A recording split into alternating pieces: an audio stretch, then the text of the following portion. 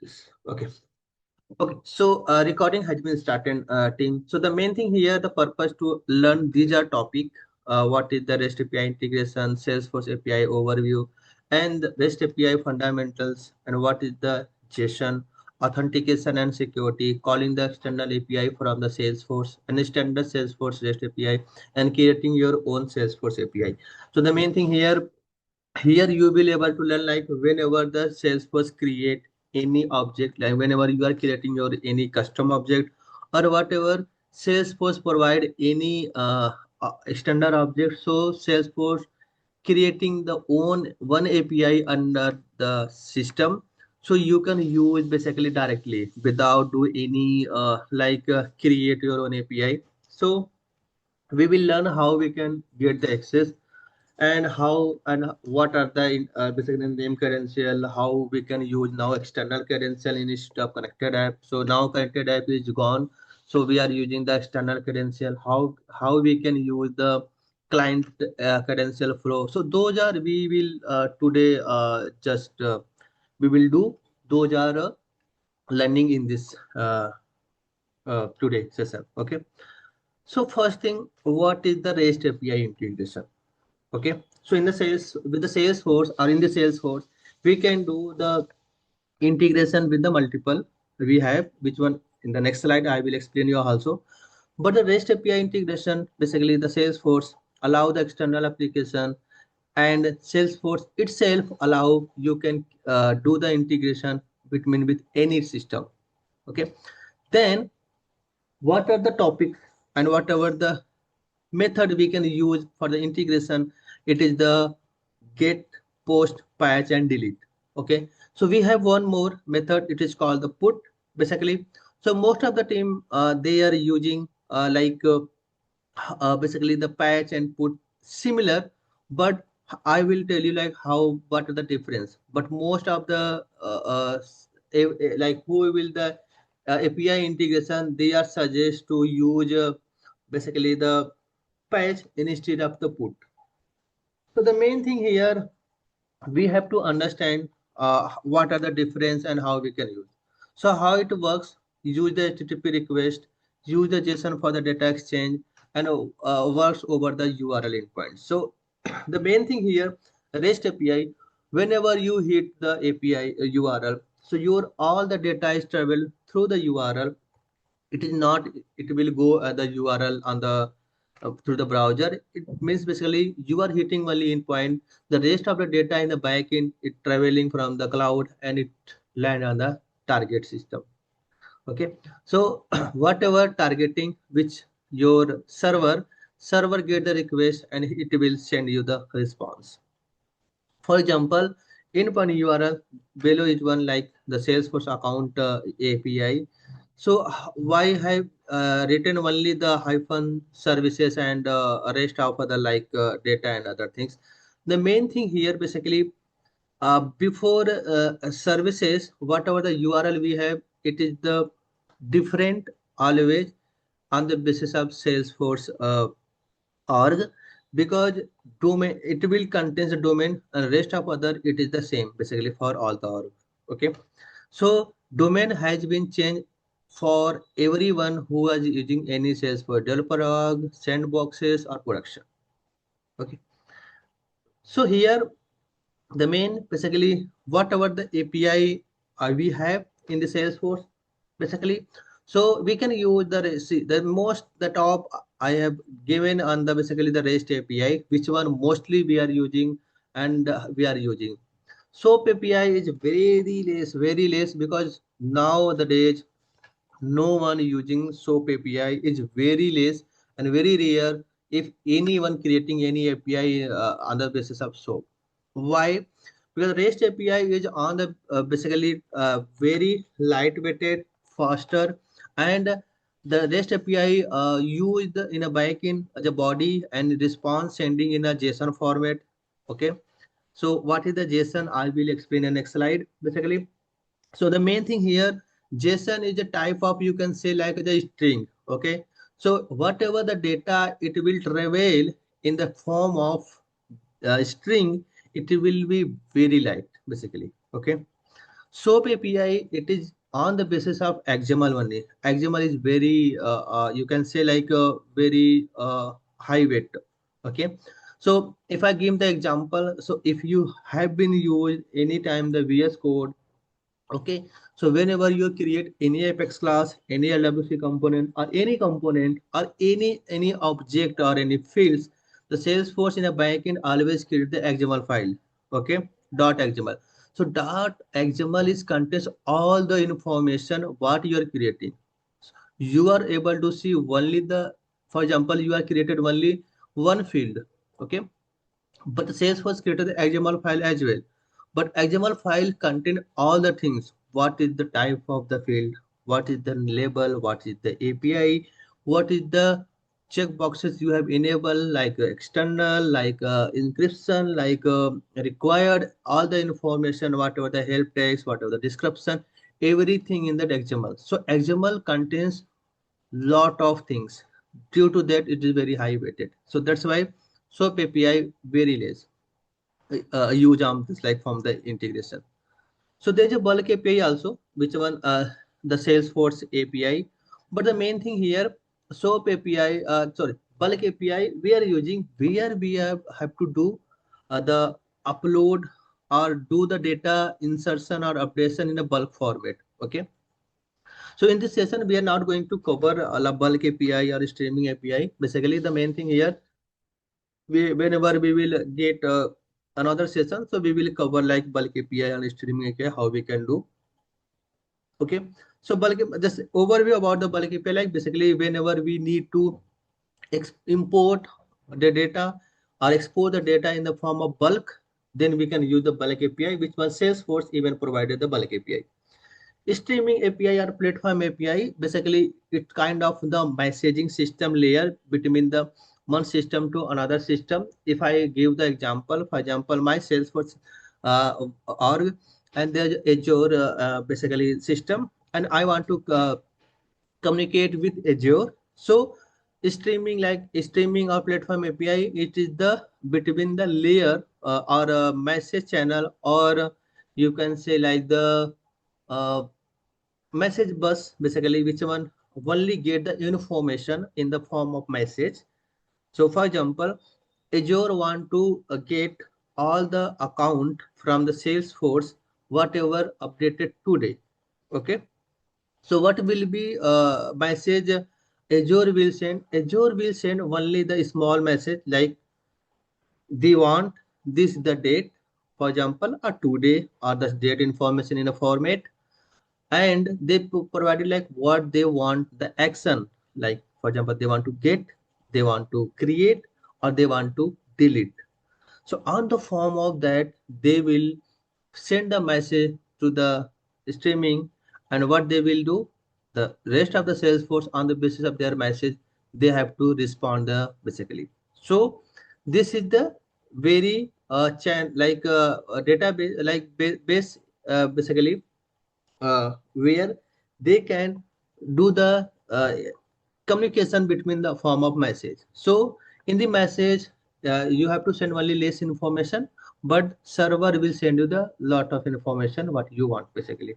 Okay, that's why the streaming and platform one. And when to use which API, basically the main thing here, if you see the in diagram, so client in means basically I who is the requesting the basically the uh, API. Okay, if I'm going to the with the example, so for example, I am a customer and I go to the shop basically, and I want to uh, get like one jeans or the shirt basically. Okay, so I am a customer. I'm requesting. I want the jeans basically. Okay. So server is the shop. Who is the shopper basically? Okay.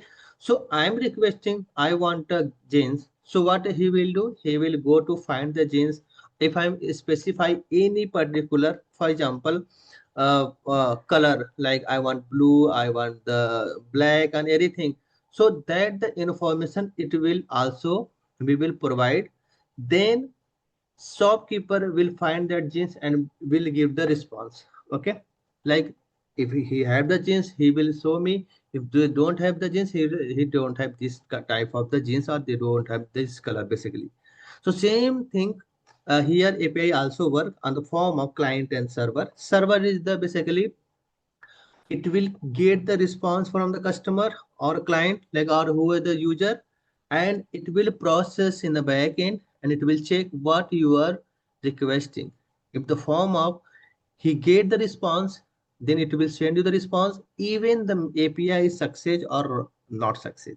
So for example, if API get like error, so that time response always will be sent to the client. If the API get the error, it will send the error. What is the error? Basically, if get the success, so after that it will send the success message as well. So the main here, what you are requesting to the server, server will process and it will again send back to you basically. So communication here, basically both. You are communicated with the server, server communicate with you basically. Okay. Then we are going here to how and what the API, the specification basically. If you see here, this is the API. It is called my HTTP API.com user ID basically. Okay. So these first HTTP or HTTPS, okay, it is called your protocol. Okay, if you are doing any API integration in a Salesforce event, so you have to call through the protocol only. Okay, without protocol, you can even not able to send the request to the server as well.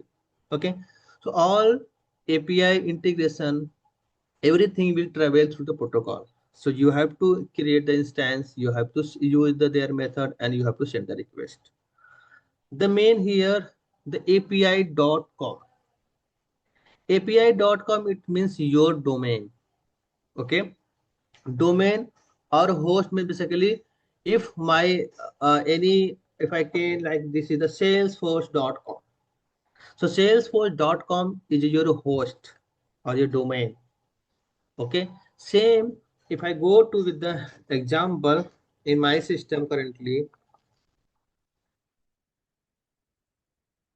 So if I log in a Salesforce,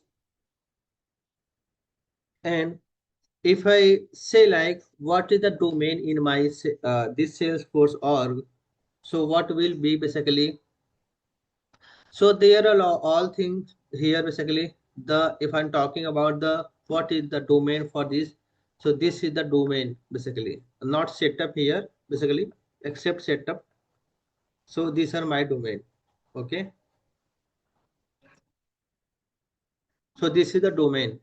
Okay, so all the API and everything, it will work after the domain, because domain will change every time basically on the basis of your org basically. Okay, if your org is a protection, it will same. If your org is the sandbox, API will change.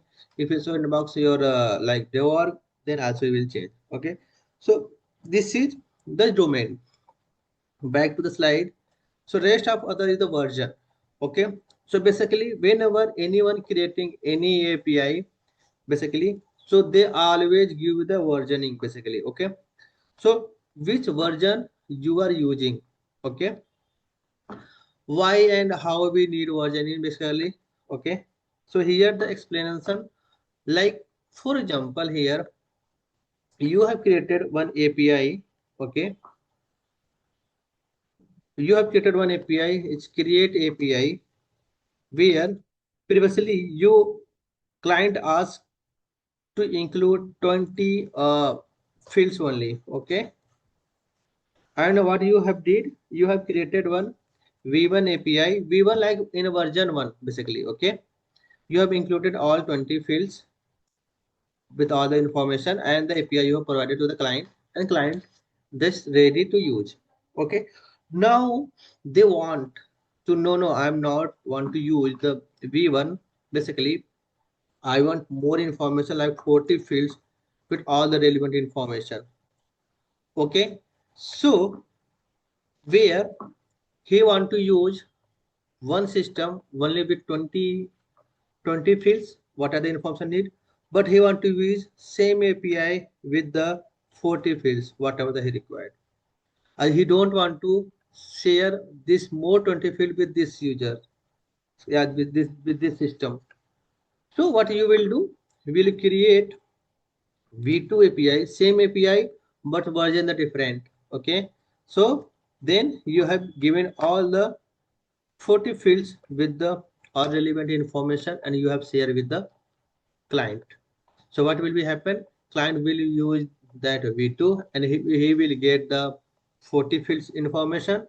But if someone use the V1, then he will get only 20 field information because we are using the. So this versioning is your enhancement. It will denote like you have been enhanced this API with the some information. Same if I'm talking about the Salesforce form of, so always Salesforce also increase the API version in all the even the Salesforce Apex classes or LWC or any of the object API. So whenever the object is created in a backend API also created automated. Okay. So country Salesforce using 66 B basically. Okay. Version. So the main thing every quarter, every year, they are mostly always increase. So they are enhancing some information. They are introducing something more info fields or something more method in that classes. So it means they are enhance something. When they enhance, they will introduce the new version. Because if I'm what happened if I'm using 66. So for example, Salesforce given formula evaluator, okay, but they introduces in the version 64. So what will be happen if I'm using 66? You will not able to get this information or this uh, formula evaluator method in your class because you are not using the latest version, you are using the old version. So old version will work as is what it was given that time. New version will be used with what was there and what they do in the new things basically. Okay. So this is the versioning point of view. After that, there are users. User is called your resources, like what resource, what services you are giving. And after that, parameters. Like for example, if I'm using any object here, so which object you're on going to perform the information or what the API they given the name resource name basically. For example, their API name is the create the contact basically. Okay, so that contact API is the resources, and after that the if they are passing any parameter, so that is called the parameter like pass is this form. Okay, if now I'm going to the next topic, the API REST API fundamentals. So what the REST API fundamentals here? So REST API basically it is the see everyone know the full form basically the representation state transfer. The basically how REST API is more popular than others. Basically the REST API always which one I explain like is very lightweighted and say REST API use the body or send the response in the form of JSON which is in a string format which is very light faster than others basically. If I can say in a simple word or simple term, REST API allows system to talk to each other using the standard web request. Okay. So in this, if I'm going through the point wise, so first thing the resource. A resource is any data object. Which one I explain like it is the account, it is the contact, or any object in the Salesforce system, opportunity lead, if I created any custom object like employee, everything, which is your the resource. If I'm going the example, so service data, service hyphen data hyphen v6 and as object account. So the main thing here, your yes object is account is your resources. Okay. So simply, if I'm going to here, the next point second, the method. What are the methods we can use in a Salesforce? So the main here, the method is the first get method. So where you want to get any information only from the any external system, then you have to use the get method. Okay. So get method is given the privilege, you can get the information from the Salesforce. Okay. Basically. So for example, I want to fetch all the account. Okay. Or you are passing any email ID or you're passing Salesforce ID. I want only this account information. So API what will give? API will provide you only that account information, not for others. Okay. So get always used for the fetching the data, not for reading, basically for reading the data, not for create and not for any operation for the DML level. Okay. If I'm talking about the post, so post, what it will give the post. Post always provide you the information regarding to any crude operation like create in the system. Okay. And similar put and patch is the similar for the both update basically. But what the difference between put and patch? So let's go with the example. So for example, I use the create API like post method. Okay. I have created the account with 40 fields information. Okay. Now I want to update here only 10 fields. So as an API developer, they are recommended here we are not updating all 40 fields. So they are saying we are doing partial update. Okay, partial update means basically here we are doing only 10 fields. If you are doing partial updates, so then we should not call as a put. Let's go with we can, so we have to use the patch. Okay, so patch is the annotation where we are doing update with the partial, then we can use the patch. If they're saying no, let's update all the fields like 40 fields, so their consideration we are doing full all fields update, so let's use the put.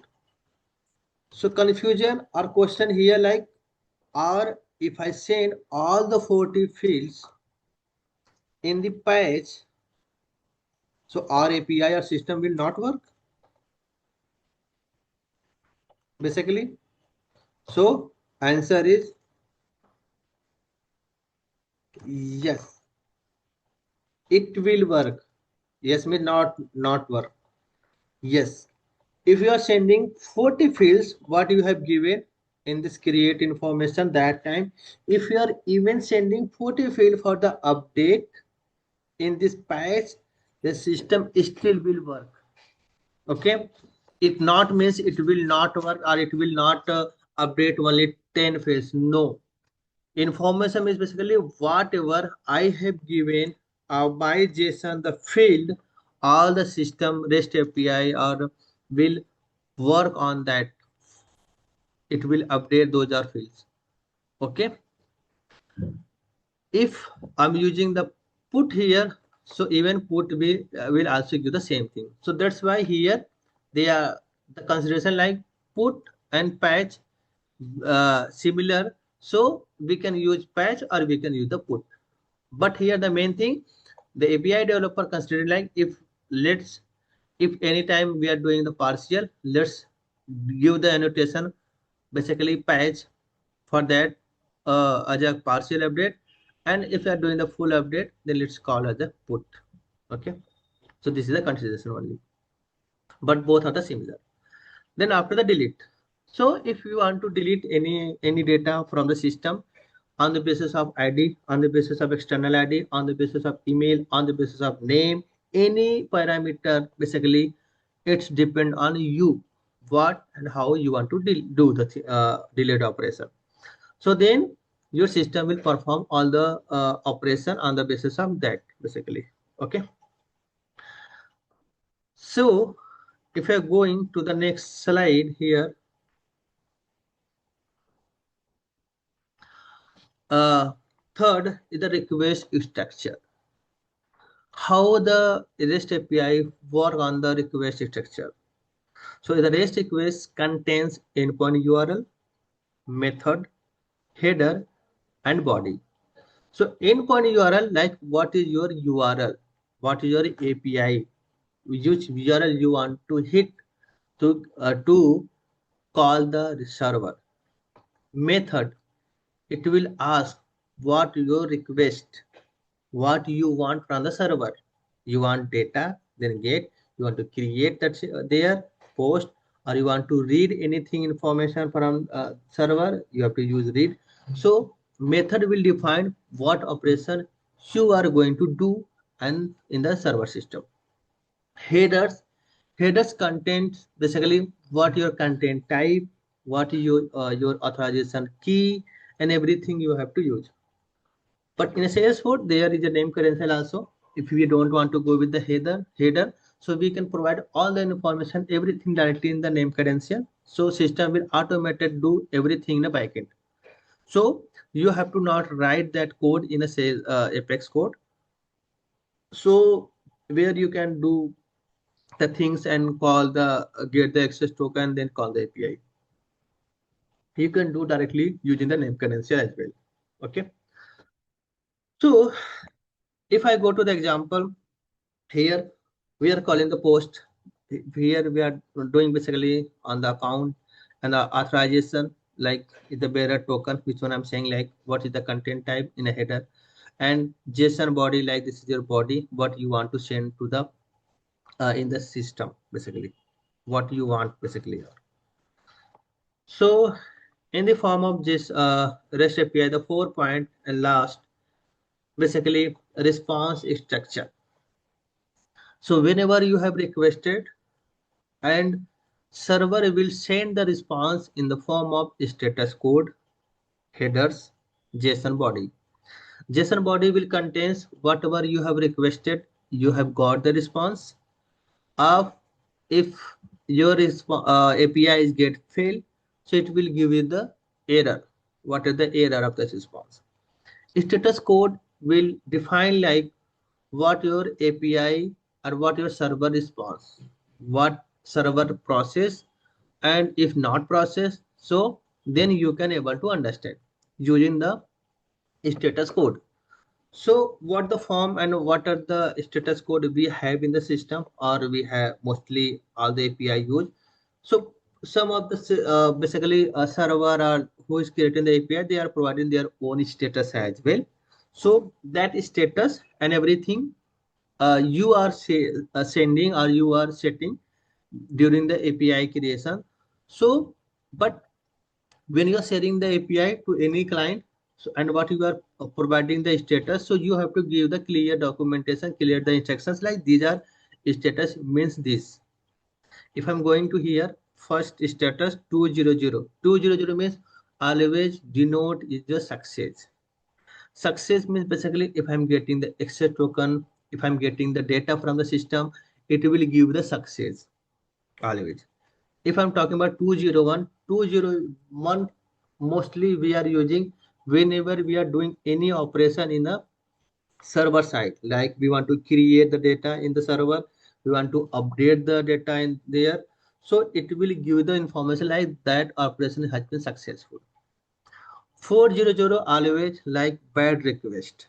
Bad request means basically whatever JSON you are sending to the server, that information is not correct, or that information is not structured, or something error in your input basically.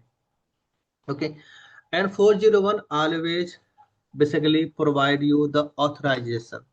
Whatever API key you are sending through this API, which calling the API, so it is not authorized. So if something you are getting any error related to this, it means your API have some authorization issue. So you can check your API key, you can check your name credential, you can check your client credential, or you can check whatever using on the basis of password base or anything. 400, it means basically not found.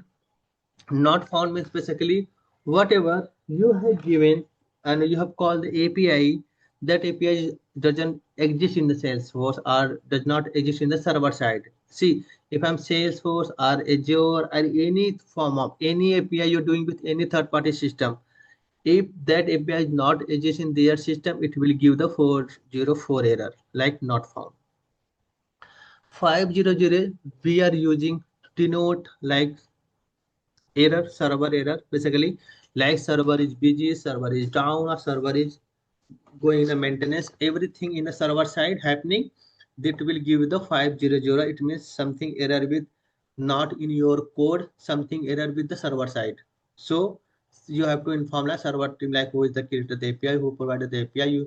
They have to check from their side, not from your side. It means not your error or anything in your code basically. Okay. So the last and basically like JSON. What is the JSON? Which one? I say we are using JSON in the form of this basically. Okay. So JSON always the structure of in this format. This is the object. It is called object, and under this it is contain data in the form of key and value. Okay. So first one is your key, and second one is the information about the value. So this is the format for the JSON, and JSON is the full form name of the JavaScript object notation. Okay, and it's if I'm going with the wording, the JavaScript, sorry, JSON is the lightweight data format used to store or and exchange the data between the system, and it's default the format used in a Salesforce REST API. Okay, if you are in a Salesforce, mostly the default system, like if you're not using any format or anything in a Salesforce, if you're passing any data or anything basically like any image or anything, we can use binary or other format also we have, but default is the data exchange format is JSON basically. Okay, JSON is based off the key and value pair basically, so you have to do on this basis. Like if data your is not format in this, for example, I given like this, then your API will not accept this basically. Your data should be always in this format. So how we will create the API, how we will do everything we can discuss in the demo basically. If I go to here, what are the key and we have to consider during the JSON creation basically. So key are always double quotes. Okay. So when we are creating our JSON here basically, so your JSON always your key should be always in a double quotes. So for example, here I'm going the name and giving all this like here. So this is I'm giving my key always will be this, but if I'm using after that it will be always comma, and after that yeah, I'm giving my age here basically. So age it might be number, so we can give here basically like number this. So it not means value will be any format like a given. It will be string, it will be number, it will be boolean, it will be object, and it will be array as well. But key will be always your in a double quotes. If I'm going to the example for this below one, so here I'm going to give the more information like I want to create an account, and also I want to send the data with the contact as well. But whenever account is inserted, so associated contact also should be created under that account basically. Okay. So here if you see the example, this is my object. Your JSON always start with curly braces. If curly braces missing, it means your JSON is not correct here. Your JSON should be always start with this curly braces start and curly braces close. And after between you can do. If I go to here, see this is I'm creating the account. So I given the account your key. Okay. So I give here account is one key, content is another key. Under the account here we have only one account name ABC Corp and registry this.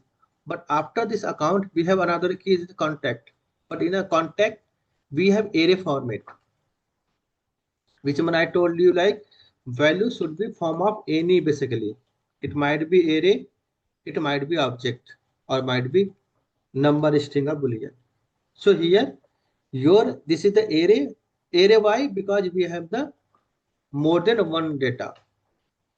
Okay, if more than one, then it come as an array. If only one, for example, it was not there, only one, so it will not required to add the array. See, basically if you are providing still array, there is no issue basically, but your code will change on the basis of array and other things. Basically, if you are going with one, so it should be one. If you are going the array, so your code should be handled at the basis of like you are getting the list of data. So this is calling as a list array as well. So this is the form of how we can create the JSON, everything in a hour to sending the data to the system. And the last and thing basically here, what the authentication and security. So main basically, what is the authentication? So the main thing here, authentication is verify who are you. Okay. So main thing here, basically, even for example, you want to enter in my room, basically. So before enter in my room, you have to know who are you. If I don't know, you cannot enter in my room basically. Okay. So to authentication, I have provided the authentication basically to enter my room.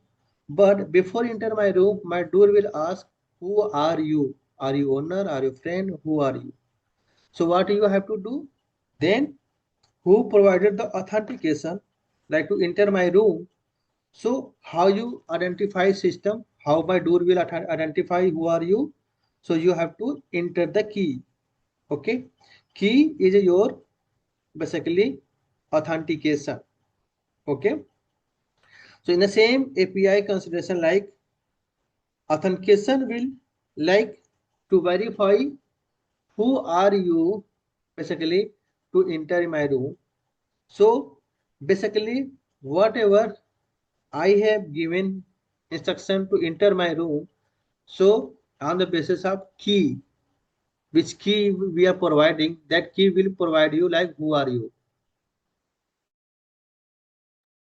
Okay, so this is called authentication token, access token.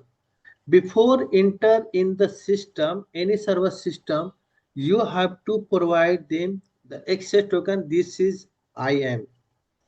So on the basis of access token, server will allow you to enter their system. If you're not providing, then you will not enter in the system. Okay. Then what is authorization? So here in the interview, most of the asking them what is the difference between authentication and authorization. Both are the different. May wording is similar but may think different. Okay. Authentication will verify who are you, but authorization is control what you can access after the authentication. If I'm going with a simple word, I have given the authentication. You can enter in my room, but what you can touch, what you can use in my room, I have given the control. So you can sit in the sofa, you can watch the TV, but you cannot touch my personal things. So this is control, like what you can use or what you can access in my room. So same thing here in a system or server side, basically you have been entered in the server, but what you have to access in the system, you have to control. So you are providing the control, you are controlling the their access. How? For example, someone enter in my Salesforce, but what he can access, what object he can access, what field level security he can access, what I can share with him, everything in control basically.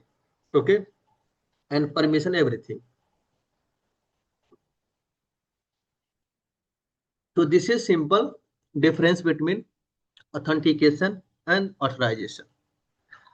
So here we will use auth 2.0 and client credential flow in our this journey, where how we can do the integration and how we can use basically. Okay, so let's go the scenario here basically. So scenario is basically here.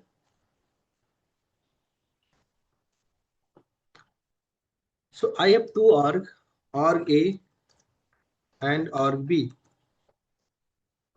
Okay, so when lead is created org A, then same lead should be created in org B as well. Okay, so I have two Salesforce org where we are going to communicate. So the main thing here, org A is a client and org B is a server, or you can say external system. So here Salesforce where they are requesting. So main thing here, which you are doing the integration with any even with Salesforce, this org A consider org B as an external system. Both are the same the Salesforce, but it did not means like you can do without any integration process or anything. Org for org A, org B is the external system. For org B, org A is the external system. So here I am giving the org A and org B. So where we can understood like where we are doing this or everything the coding level. Okay. So this is my org. Okay. So I can say like this is org A. This org is my org A. This domain is my org A. And I created another org. So let me log in that org as well.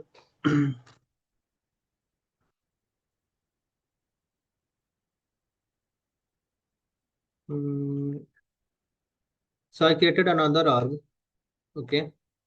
So this org is my org B, where we will integrate with the org A to org B. Okay. So this is my org B.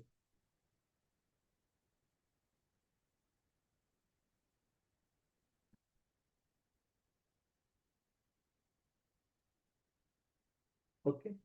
So let me log in this org.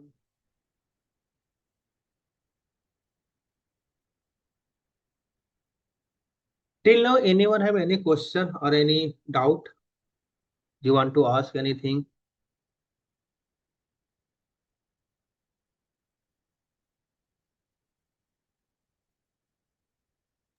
Okay. I have one question, Ashish. Jitesh here. Uh-huh. So I just wanted to ask you, in the slide, you have mentioned the authentication mechanism, right? So, so in this today's topic, are we going to cover the different types of authentication apart from OAuth 2.0, or will it be only OAuth 2.0 only? So we will do two, one with the access token directly where we can get the access token in Salesforce using the Apex code, and another we are Mhm. going to use the name credential, which one always Salesforce recommend we have to go with the name credential. Okay. Okay, okay. So So, how? in near future, are we going to cover the JWT and all those things? So JWT, so these are very less, but actually everyone using. Mostly they are using the Bearer Pro. Yeah, but in the future, whenever actually I'm not getting any free server side where I can implement this JWT process and we can use, because in my journey also like I have been to integrate only two or three API get to using the JWT access token, but very Okay. where so mostly JWT access token where we are doing some file related authentication like rewriting the file, overwriting the file, or we are generating the certificate dynamically. So they are mostly they are using JWT access token, but most of the things currently everyone doing name credential basically, sorry, client credential flow mostly. But yeah, in future Okay. when I get any free access or any server, then I will implement and we can like will definitely will cover later. Okay. Got it. So in this our journey, we will going to use the name credential, and we will use step by step how we can get the access token manually using the Apex code basically. Okay, so here I did already like whitelisted this org, so I want to delete this access so I can go with one by one like what are the error you are getting basically. So most of the everyone getting that error but they're not able to understand. Okay, so my concern here I can go with error wise so you can get this error so you can able to understand, oh this error it means this basically. So that's why I deleted the whitelisted here from here. And now let's go with the code wise and we can get how we can go the access token or how we can use the code and everything basically. Okay, so the main thing here our in this org b I created already one previously, but we are going to use the our name. We will create a new client credential how we can provide the access to the system. Okay, so the main thing here team you need to understand sometimes if you're not able to get the extra token you are not able to handle with the name credential everything. So the main name credential nowadays is enhanced using the external credential, so you can able to provide the parameter everything basically. But this extra token which one I am providing only for how you can get the extra token using the apex code. Okay, this is only means doesn't mean basically you cannot do using the name credential. Name credential can now is the enhanced very advanced, so you can do everything through the name credential. And recommendation also you have to use the name credential basically. Okay, so I'm going to do as a hard coded here everything by recommendation. Everyone make sure we should use the custom metadata record object to store all the API key, endpoint URL, any authentication token, everything you have to do via the uh, custom metadata. Why custom metadata? Basically, the API always change on the basis of Salesforce org. Okay, our API will change who is created this API. For example, if I'm taking the example for the Azure, so Azure, so if their developer created the three basically a system, one is the dev, one is the test environment, one is the pre-prod environment, and one is the production environment. So their URL also will the change on the basis of their environment. So here you can able to change URL from the Apex code till sandboxes. So even we have the our full copy, even we have the partial copy, even we have the our developer org, you can able to change URL in Apex code till sandboxes. But in a production, you cannot able to change any single line of code or anything in a production. So if the API change, how you can able to handle it. In for example, previously they were using V1, now you are change V2. So how you can able to handle it? You are going to change the code, again redeploy. This is more maintainability, more uh, time constraints where we should avoid to do such type of things where you are doing anything hard coded. Hard coded should not be considered in anything in a code. If you think it will change in the future, please go through the custom metadata record, custom setting record you have to create. So how you can create the custom metadata object in the setup? We have here object called the custom metadata. So custom metadata is similar to the how you are creating the custom object. But the main thing here, you can deploy these are object record like custom metadata record also in a any environment basically. So this is the you have privilege. Similar we have custom setting as well, but custom setting also is the kind of one how you are creating the custom object. But the main thing here, custom setting, your record will not delete deploy well, so you have to do manually every time in each environment.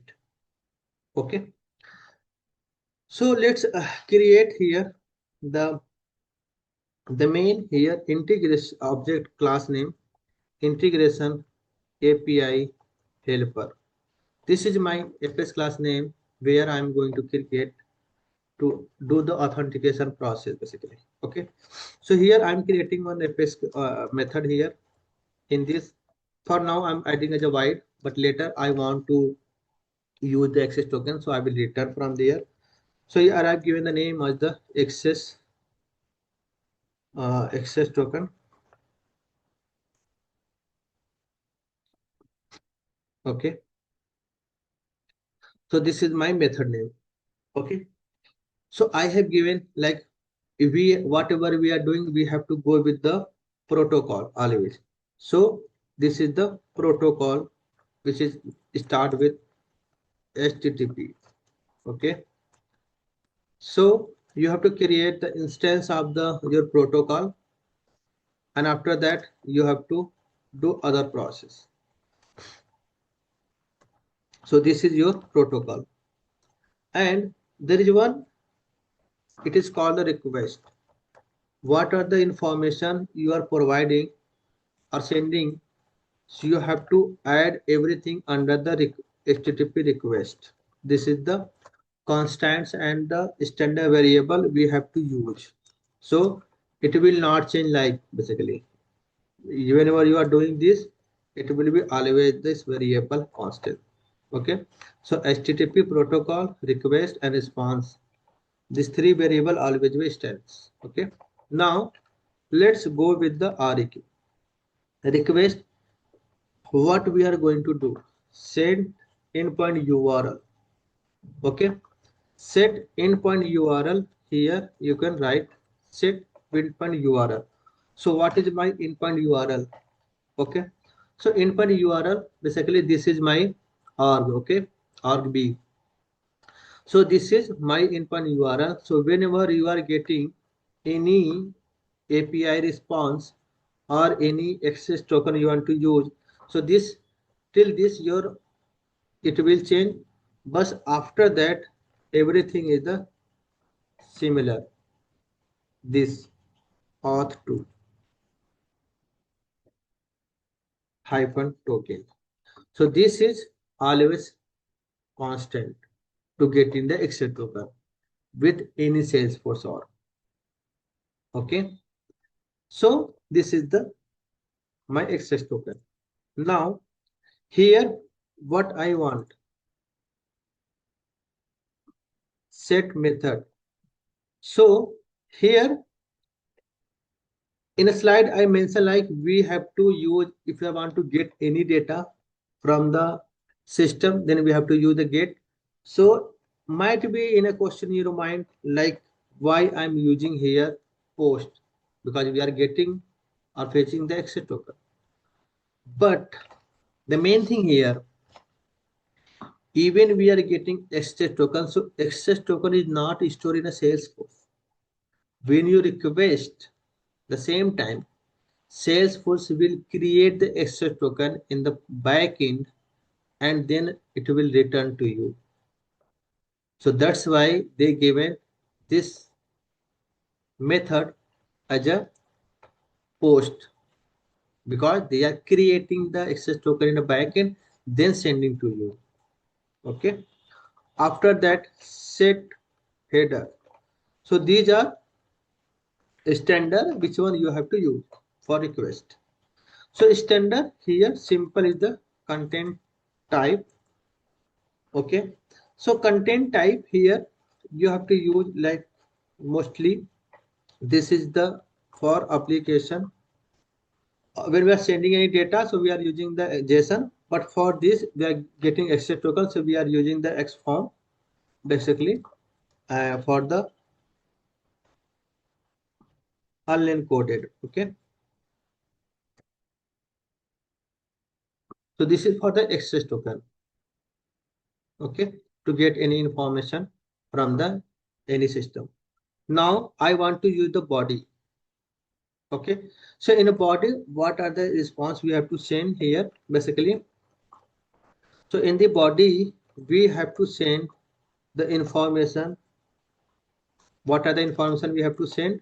We have to send the information like which type we are using basically. So whatever everything I'm going doing in a code, we can able to do through the name credential in a minute basically. Okay, so this is I'm doing only for your learning purpose, so you can able to understand how we can get or we have to do the everything in a using the code as well. So client credential. Okay, then here I'm just doing, so this is my string format. I'm just writing in a below, so I can like basically it will give you the more structure and you can able to understand like whatever is the name credential, what is the other things here. So after that we have client ID. Okay, so where you will get client ID, I will explain you. So I'm just keeping as is blank here for now. Okay, we can get the client ID and we can paste here. How and where we can get, I can then explain you after this. So this is my access token. And after that, when the request is, so I created the body first. Now I'm going to store this body in my request. So the method is called the set body. Okay. So this is the set body. Here you have to do like this body. You can store under this. Simple. So my body is done. Okay. Now here after body, which one I told you, HTTP response is also the standard method of the protocol. So, but we should not, or we do no need to create the instance of the response. What we have to do, whenever you call this protocol method, it is called the send method and pass the request. So here, which request instance I have created, I store all the information under the request and I send this request data to under the protocol method, because everything protocol will do that hit or your request to the server. Okay, now so this is my code here. Response is stored. Now the response will return in the form of JSON. Okay, now how we can return, how we can deserialize the using the map, and how we can use deserialize the JSON data using the wrapper Apex classes, we can able to do basically. Okay. Okay, so let's get the client ID, how we can get a client ID. Okay, so we are integrating with the org B. So I'm going to org B here. Now, which one previously we were using called the client ID, client connected app basically. Okay, connected app. Now it is the name of the external client app manager.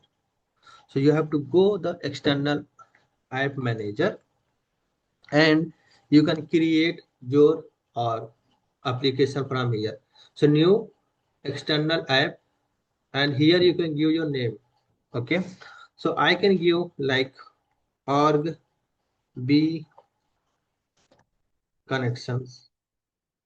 I have given the my application name like org b connection here. So if anyone want to connect with my org, this org, so they can able to using these credentials.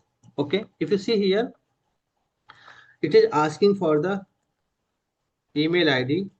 So this is the email ID, is the contact email ID. You can provide if something, any update regarding to the client credential or anyone doing the some unauthorization, try to hit again and again this application. So it will you get the information to your email ID, and here you can provide the basically the contact phone as well, but we don't need here. Okay. Now the main thing here, how we can enable the auth point 2. If you see here, it is giving the enable the auth. Okay. So here, when you check this checkbox, then it will ask you callback URL. So in the callback URL, whenever anyone log in my system, so where they have to land by default, so I'm giving the my org default URL, domain URL. So they will not go and land anything, any object directly. They have to go by default the home page. Okay.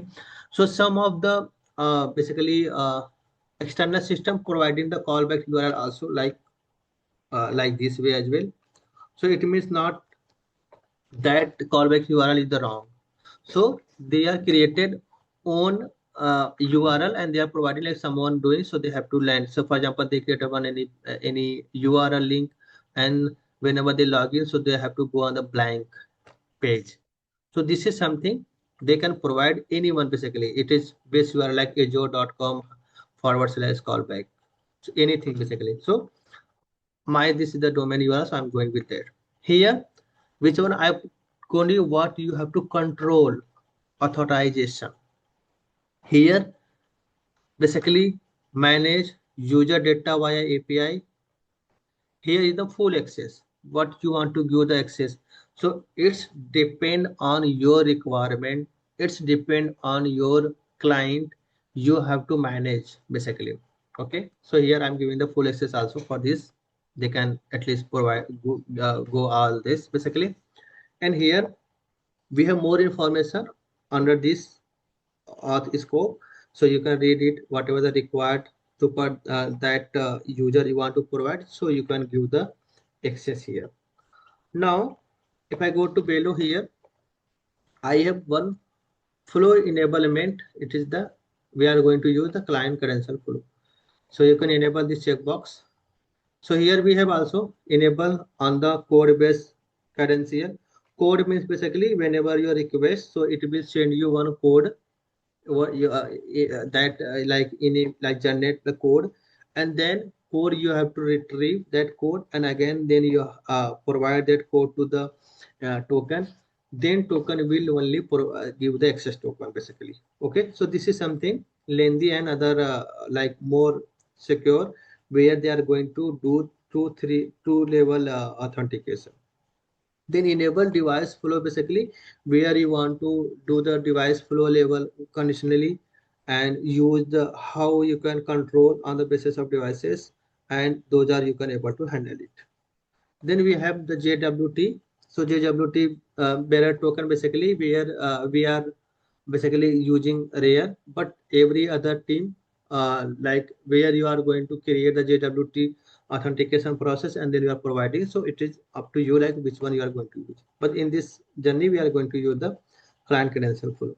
Rest of other is not doing, but you can read it as a security policy point of view, where you are going to do all the things. You can read it, but rest of other is not unnecessary for regarding to this. So I can go and create this application. When you create the application here basically, so other more information we have to do in a policy, then your auth policy will be enabled here. Then again, when you enable that credential, now you can able to see this client flow credential. Rest of other is not showing, if you see here. Okay, so what you have to do now basically, we click on this edit, and now here rest of other whatever you have given, those are gone. Now it's coming your enable credential. So here it is asking like this application, it will run on the basis of which user basically. Okay, so here I created one user. Okay, so here you can use the integration user as well, or you want to use the same like create another integration user with using the system admin profile, so you can also do that. It's depend on the whatever the requirement, but standard integration profile you cannot extend more in future if something they want much on that. But if you are creating the same integration user using the system admin, so you can extend in the future. If I go to open, if you see, this is I created the new user. It is called the integration user, and this is the basically my username, and I using the profile is the system admin. So here it is asking like here you have to provide the username. If you see in the bracket, run as username, like this application, it should be run in which user basically. So here you can add the username, and rest of other is fine. So I can save here. This is my auth policy is done. Now we have setting here. Okay. When you go to the setting here and open this auth setting, so you can able to get the app setting name is client key and secret. So this one we which one you are sharing to the customer like a client who are doing to integration with the Salesforce. So you have to click on this and you have to generate the client credential and client key. Then you have to share with it. So let me. So whenever you are doing this is the Salesforce like whenever you are want to access the token, basically client credential and able to see. So Salesforce will send you the verification code to your email ID, which link with this user. Then it will ask you the that authentication code. Then only you can able to see the client credential and client key. So this is my client credential and client key. So I'm now copy, and this is my RA where I'm going to ask, like told you, like where I'm going to give this information. Okay. So same I copy secret as well here. Now just save it. Okay. Now let's how we can do. If I go to now currently here directly a system.debug, let's check body. What are the things is body? So whenever we are using debug log to see the access token in debug log, Salesforce always remove the debug log. Okay, from the like access token from the debug. So you cannot see the debug access token in debug, but we can show you using the postman. Okay, how you can see. So this is I created now. Let's call this API and get the access token, and let's what error we are getting.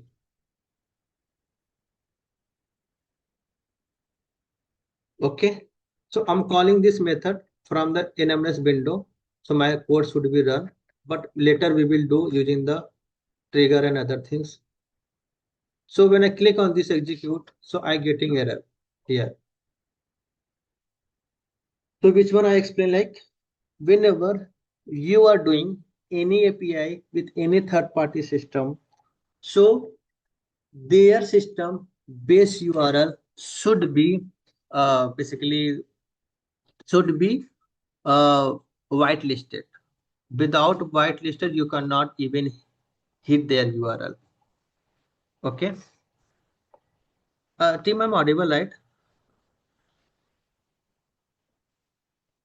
Yeah, Ashish. Okay. Yes, sure.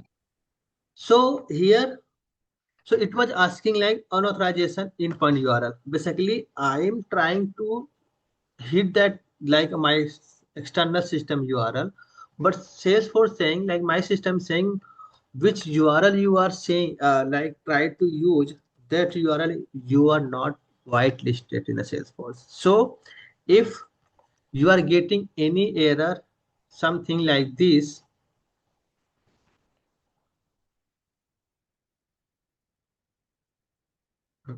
mm, something like this, like unauthorized endpoint URL. So if you see here, it is giving the also like please check setup security and remote site setting. So here, if you see, I come to the setup, I click the security and remote site setting. Here we have to whitelist that URL. So I added the URL and added the Salesforce or B and save it. So make sure it should be activated.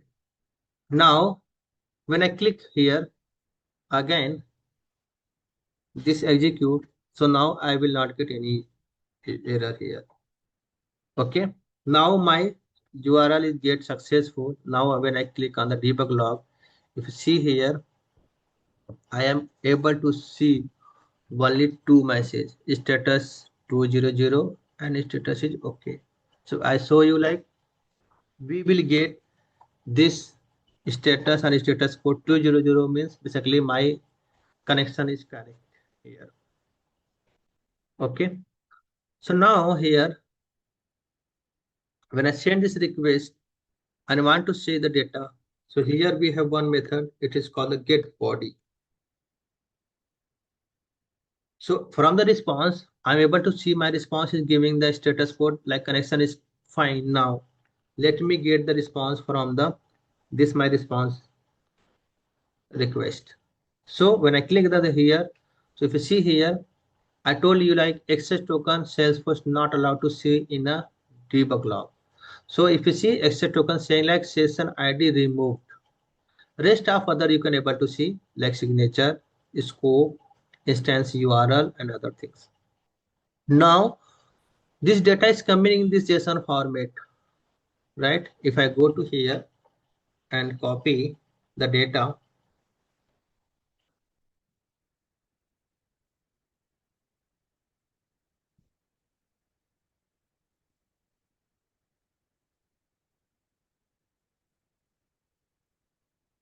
okay.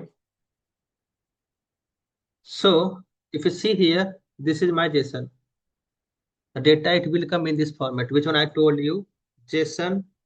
The response will come always in a form of JSON. Okay. So this JSON here, if you see key always in a double quotes, but URL and other value might be in a double quotes or in a single quotes also. So if you see here, my access token in a like which token type is the bearer token type. Now, how we can get the data from JSON to as a object?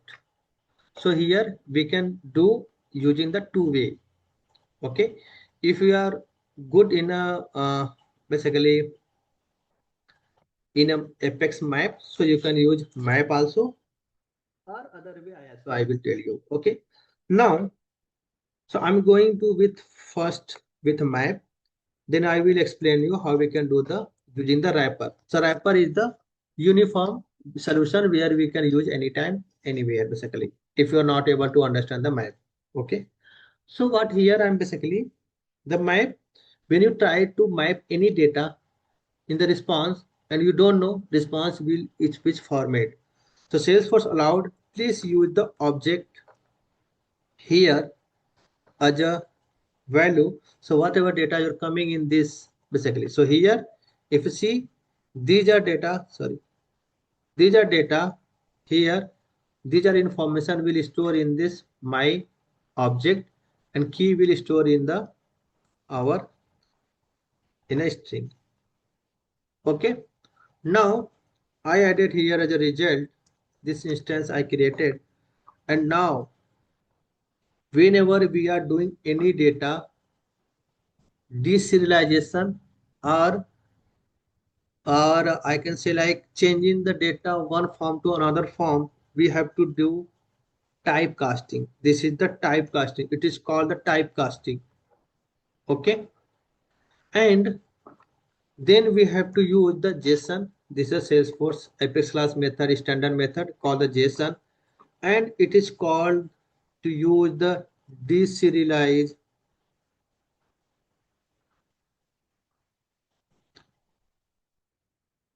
deserialize. It is called untyped. Untyped means basically it is saying we don't know what is the type of the data coming.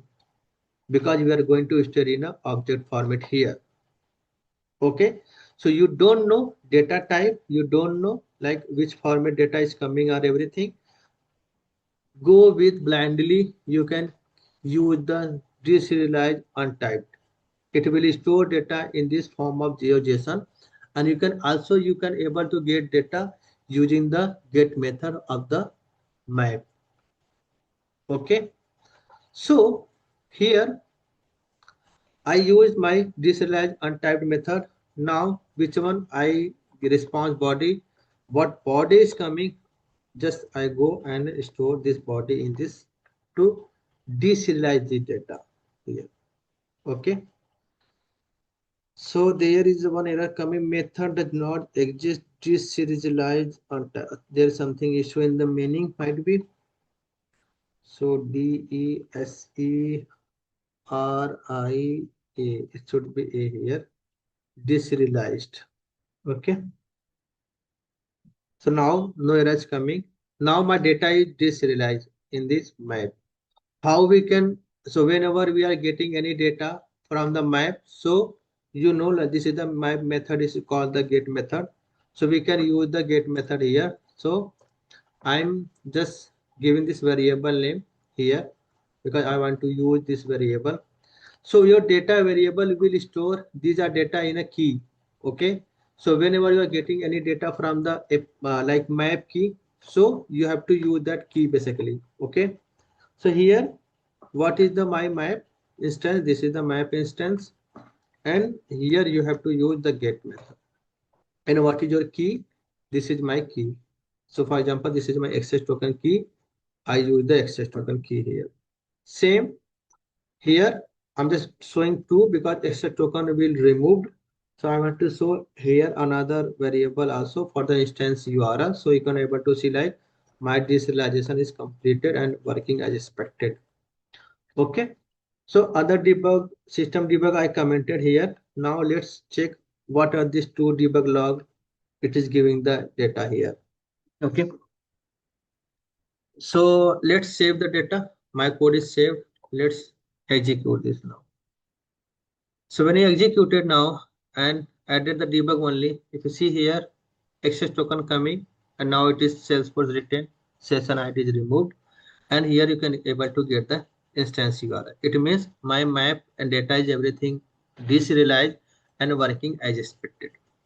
Now, sometimes what happening, like you can like think like this is a map, but I'm not able to use.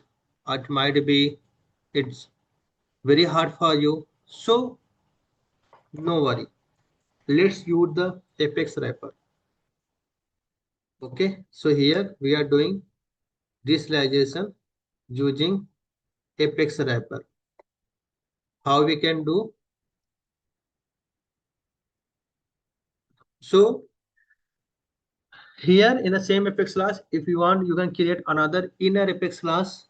Okay, or you can use another Apex class. Okay, so I'm going to create another Apex class. It is my integration API helper wrapper. So this is my wrapper name. Simple. Okay. In a wrapper name, what I need to do, what are the information it should be contained. So whatever here JSON coming, na, these are information. But how you know like what are the variable coming everything? So I told you before start the implementation, you have to use the postman. So I'm going to show the postman basically here. Simply I'm going to create one collection here and using the integration workshop. Okay, so simply here I created this collection. Okay, and in this collection I'm going to add one request here. Simply get access token. Okay, so in the method same, quickly I'm copying and paste everything what I did in a code. So This is the main here how you can first do the API testing and everything. Then after that, only you have to start your development. Make sure this always. So I'm going to the body and going to the form. Here I'm going to use the data is the client type. Grant type is my client credential, and here I'm going to use client ID and client secret. Okay, so these three variable only. Okay, now what I'm going to do here, I'm going to copy this my client credential, client ID, and paste in my postman, and then I will hit the API.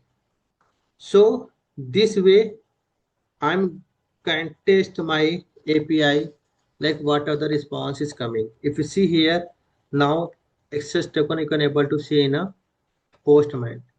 So who will be do the integration with Salesforce, they will able to see the access token as well. But in our Salesforce not allowed to debug Lux access token. So from here you can able to know like what are the response JSON is coming and what are the variable you need to create in your wrapper to disrealize these are actions. So even I'm not showing only the Salesforce integration. Even you are doing with any integration with any system, whatever their access token to get the authorization access token, you have to do everything first to follow their documentation, do the setup everything in a postman. If they are not providing enough information, you have to ask them to provide the postman collection. So whatever collection, which one collection just I created here like, so what will they will provide you collection, and here we have the basically you can click on this basically, sorry, here services history. Here when you click on this, here you can import file, sorry, here you can import that collection directly. The collection everything will be like so here, so you can directly use everything. So before start the development you have to do the testing your postman like API is working, extra token coming. Otherwise you have started the development and later you are no longer API is not correct or something issue with the API, so it will be waste of your time to started the development, the API is still not correct. So before start development you have to test the API then inform. Now when I use the basically in my application here, in this application I have used the client credential here. Okay, client credential.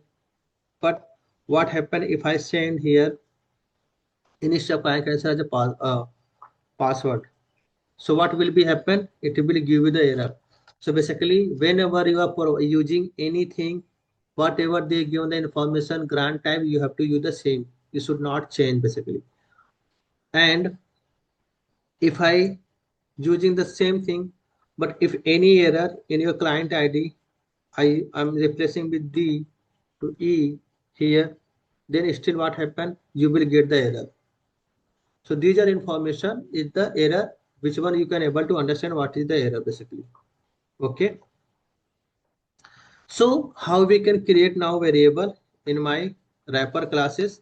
You have to go in this wrapper class, and this is the public string, and what are the variable here? So the same variable you can create in your wrapper class here.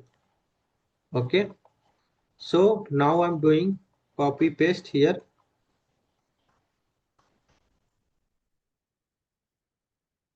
and here whatever the variable I was here, same variable I'm creating here. So can someone tell me like if what the variable here is given, if same variable is not in my wrapper class, what will be happen? Anyone can just like, if you're is not doesn't matter you are saying like right or wrong, anything you can say like basically, so it will be more clear to you like how you can gain the access basically.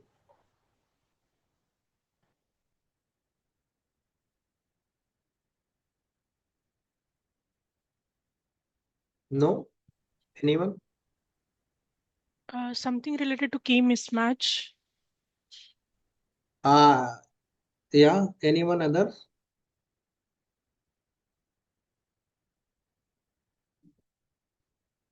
So the main thing here, when your API is not like whatever, what are the response coming from the API, and your wrapper variable is not matching with the that key, so it will not give you any error. Okay, what will be happen? It will not map your data here. So for example, access token type. Here I change from access token to I added the two time and here. Let's check what will be happen. Now how we can use the now wrapper in this is my JSON body to in this format or the next format also. If some see this is something small JSON and everything, how you can able to do if the JSON body is a large JSON. So here is the one tool which is called the JSON to Apex converter. Okay, simply you can click on this online tool here.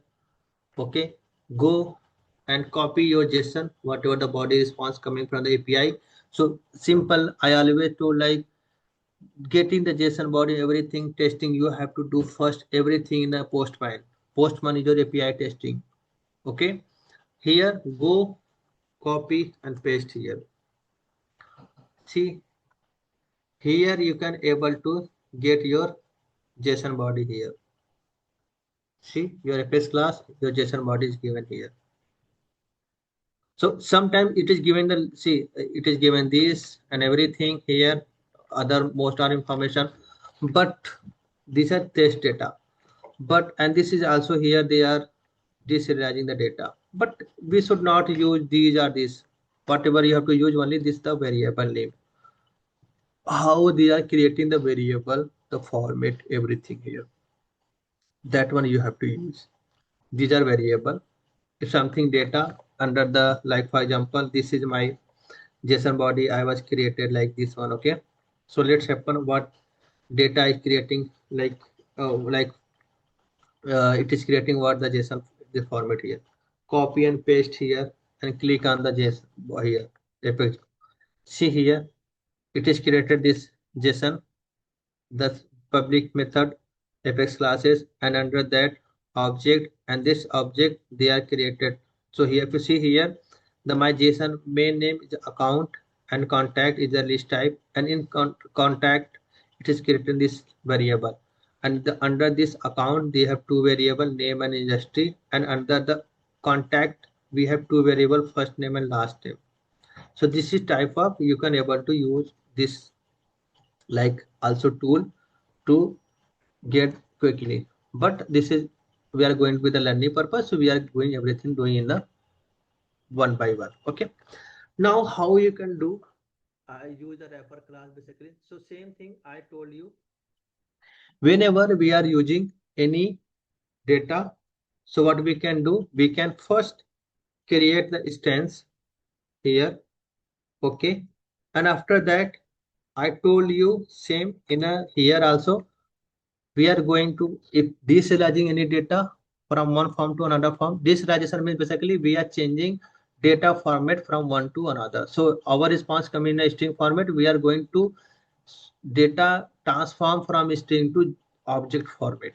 So this is wrapper, it will work as a our object, like how we are going the data fetching the account and create the instance acc.name, acc.it.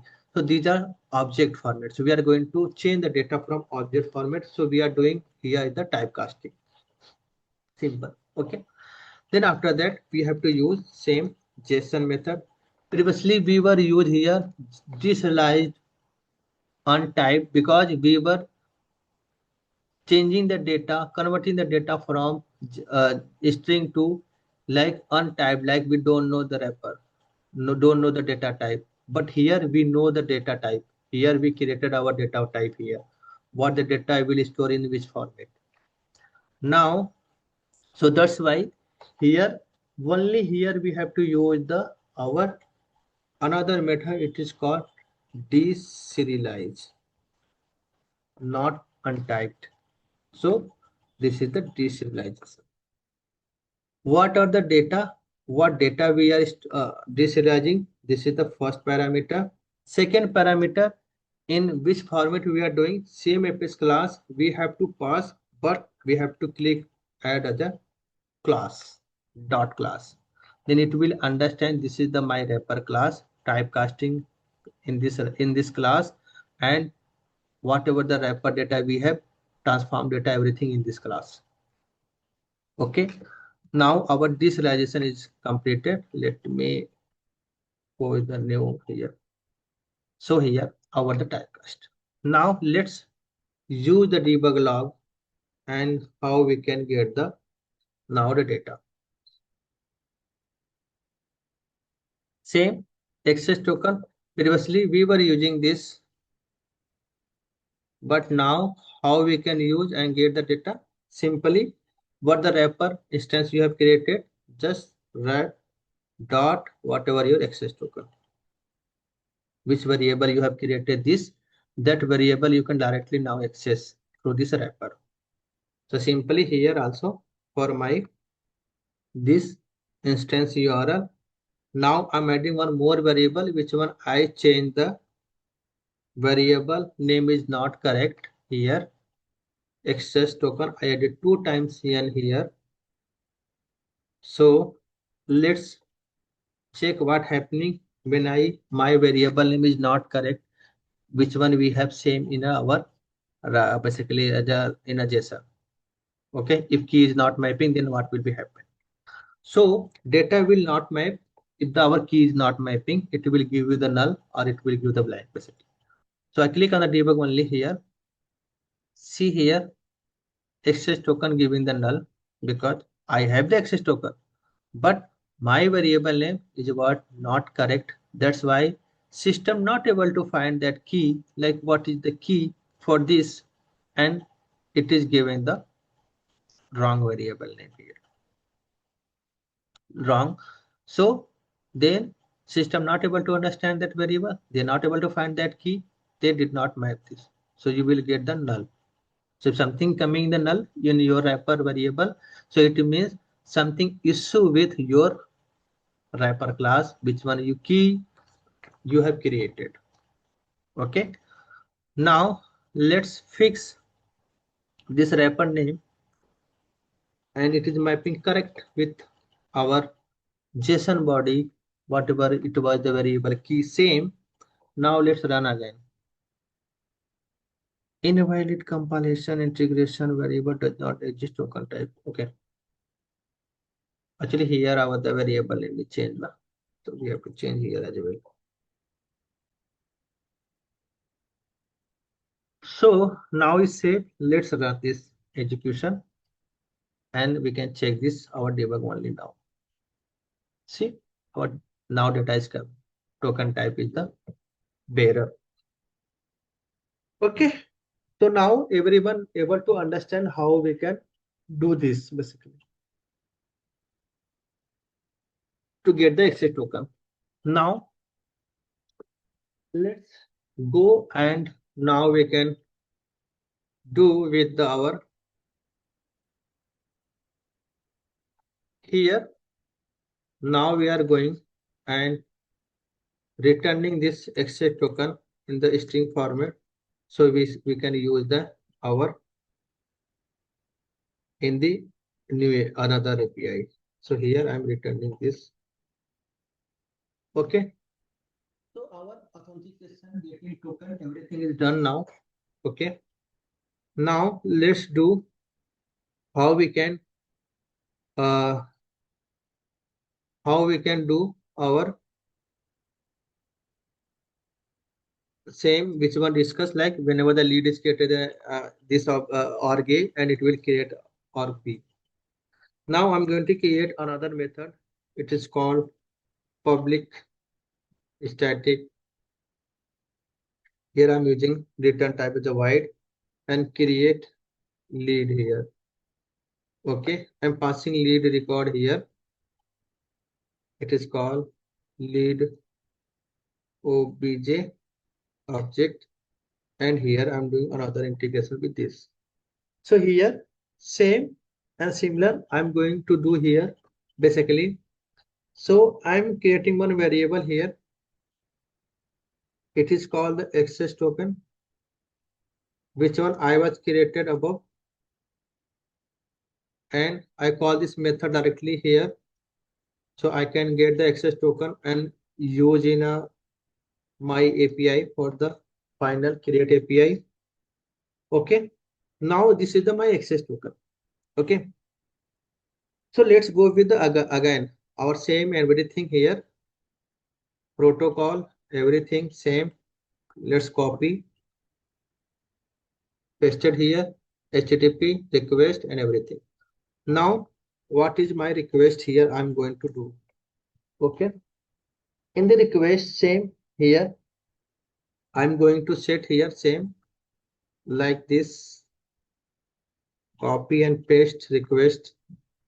So we can like save some time here. Okay, similar everything. Now our set endpoint URL will change here now. Okay, what is basically same?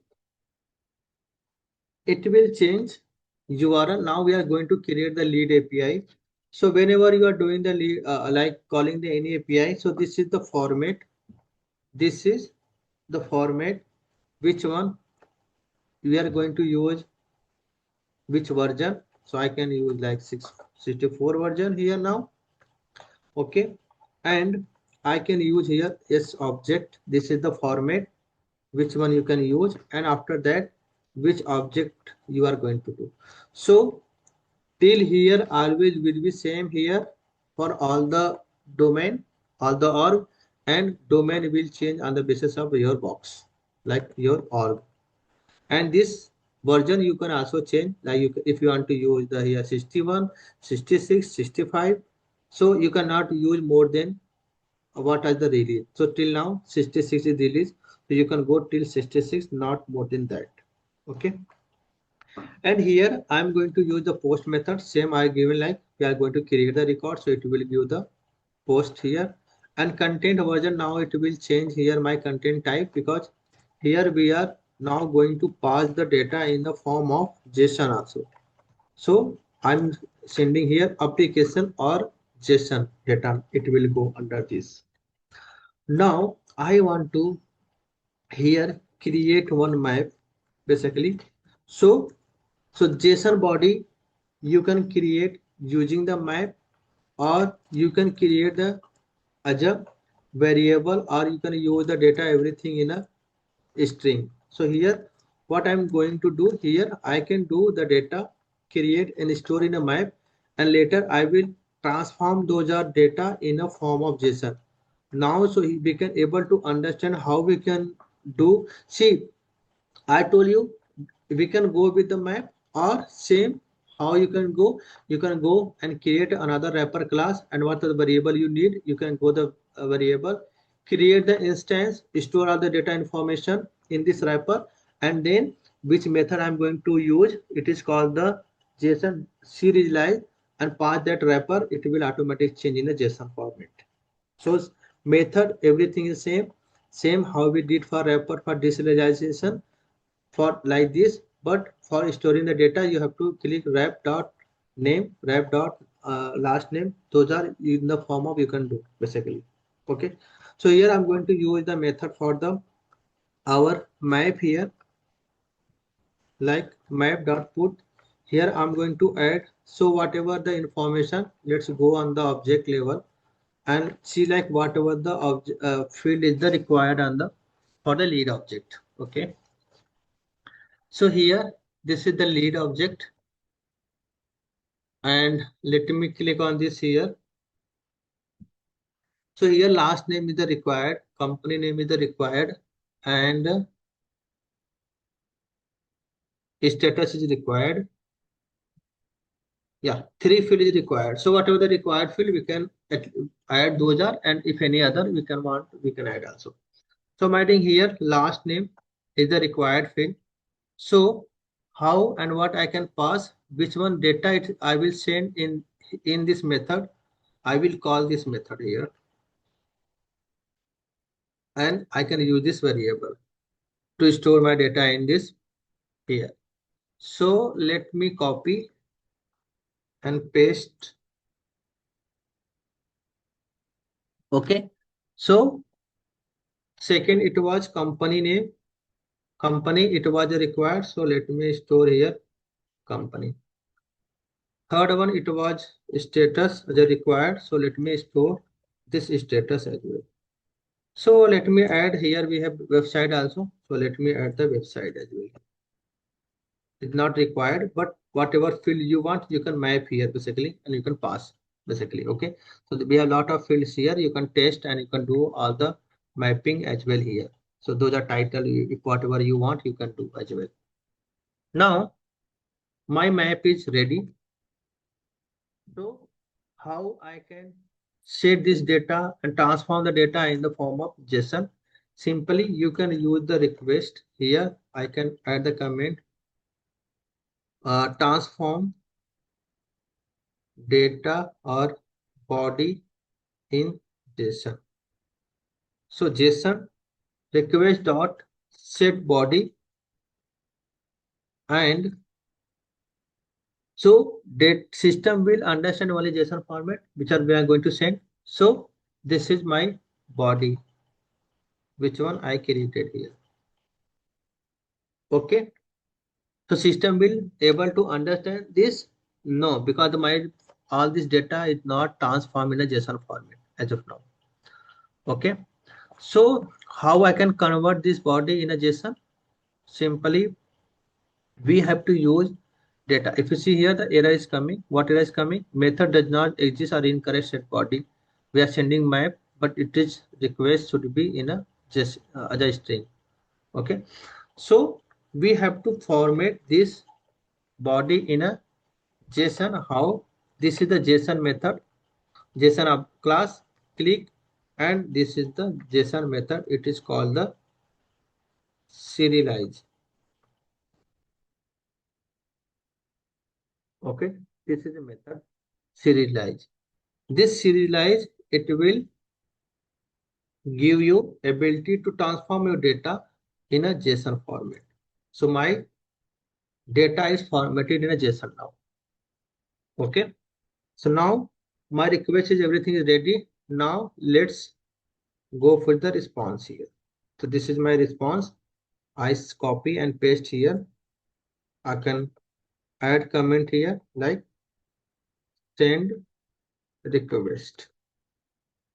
Okay, this is the request. In the response is my data coming. Okay, now here whatever response you are sending, everything you can set here basically.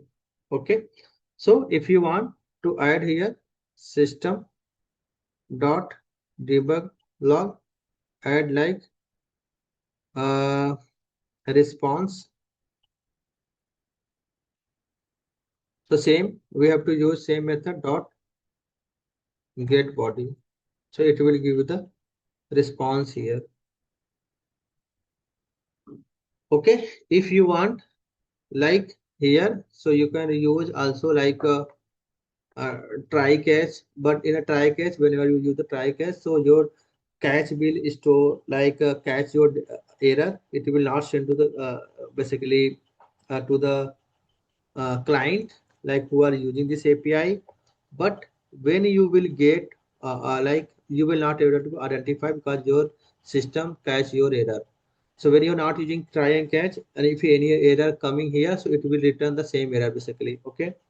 So here another thing, if you want to see error or anything here, you can your body will give the error and everything here. Now how we can call this basically? So can we use now? Let's, so our requirement is whenever lead is created, then same time lead should be created in another org. Okay, so we are not going to do manually, right? So we have to use something in a backend, which one my API will call, and it will directly go to the data in the next system. So this is my lead object. Let me check if any trigger already there, so we can deactivate and should not be use anything. So this is already inactive on other any. So this one already here active. So I'm deactivated now any. So now no any automation is enabled in my and any flow.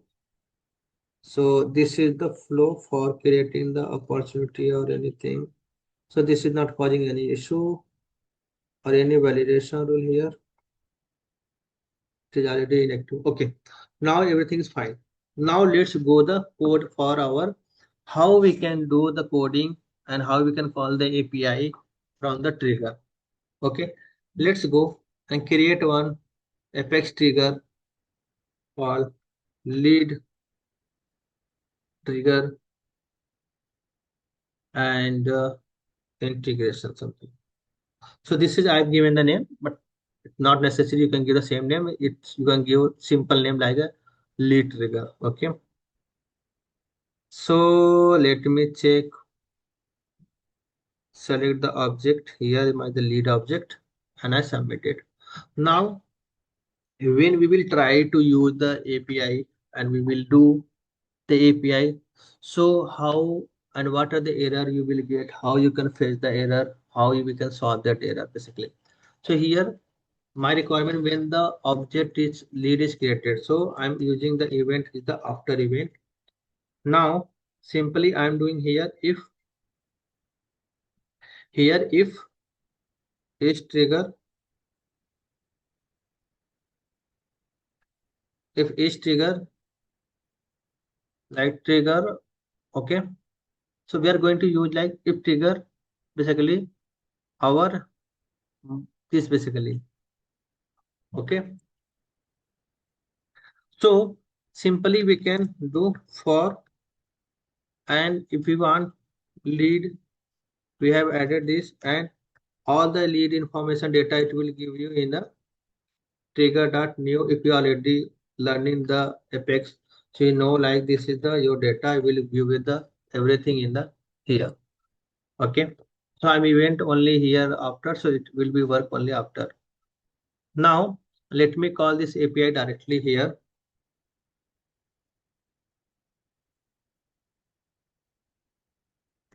and call this API method, which one this one, and I can pass directly this LD. So what error we can get, we can see now. Okay, we can go one by one here. Let me create one lead here, integration API testing something. Okay, let me add the company name SFDC developer, and here we can select any website name text.com, and we selected our lead resource as a lead status. Let's click on the save. Then what error you will get here? So system giving me error here. This error call out exception, call out from the trigger are currently not supported. Then how we can do? Anyone can suggest me like whatever the process or any other anyone know how we can do if system is not allowing the call out from the trigger. Uh, we can have that method return with @future annotated callout equals to true, because callout from triggers are not supported directly, right? Correct. So we have two a method like which one just they say like we can use a future method or we can use the queuable also basically in the form of, but let's go with the future method. But we can create another Apex class here. Okay, like integration API org b something. This is my APS class name, and here when I create method name public static void like call API. Okay, and if I enable here as a future method, so what will be happen? Can we pass the list of data here as well? No, we cannot pass as objects Correct. as input. Yeah. So if you're planning to pass the list of data here, read obj, so what are the error you can get? So future method is not supported the list of data object type. For example, here it is giving future method not supported. If I written here also list, then also you will cannot pass the list of data here as well. So your system like future method only supported the sum of data type like integer, set of id or id. These are data you can pass basically in a future method. Okay, so here how I can do, I can use the set here and given the id here name like ld ids. Okay, this is my variable name. Okay, now I have written here this, but I'm going to call this method. But before calling this method here, what I have to do, I have to create here also one set of IDs like IDs equal to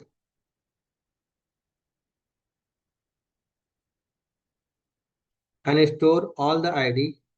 So why we are doing this as a ID? Because system will not support that object. Even I can pass that object in a string format, but I don't want to do because the whenever the data will change, so the future method is not decided when it will run. It will sometime it will take some time, much time basically. Like and the main thing here, whenever this method run, that time we are supposed to system will fetch the latest data and then process that data basically. Okay, so here simply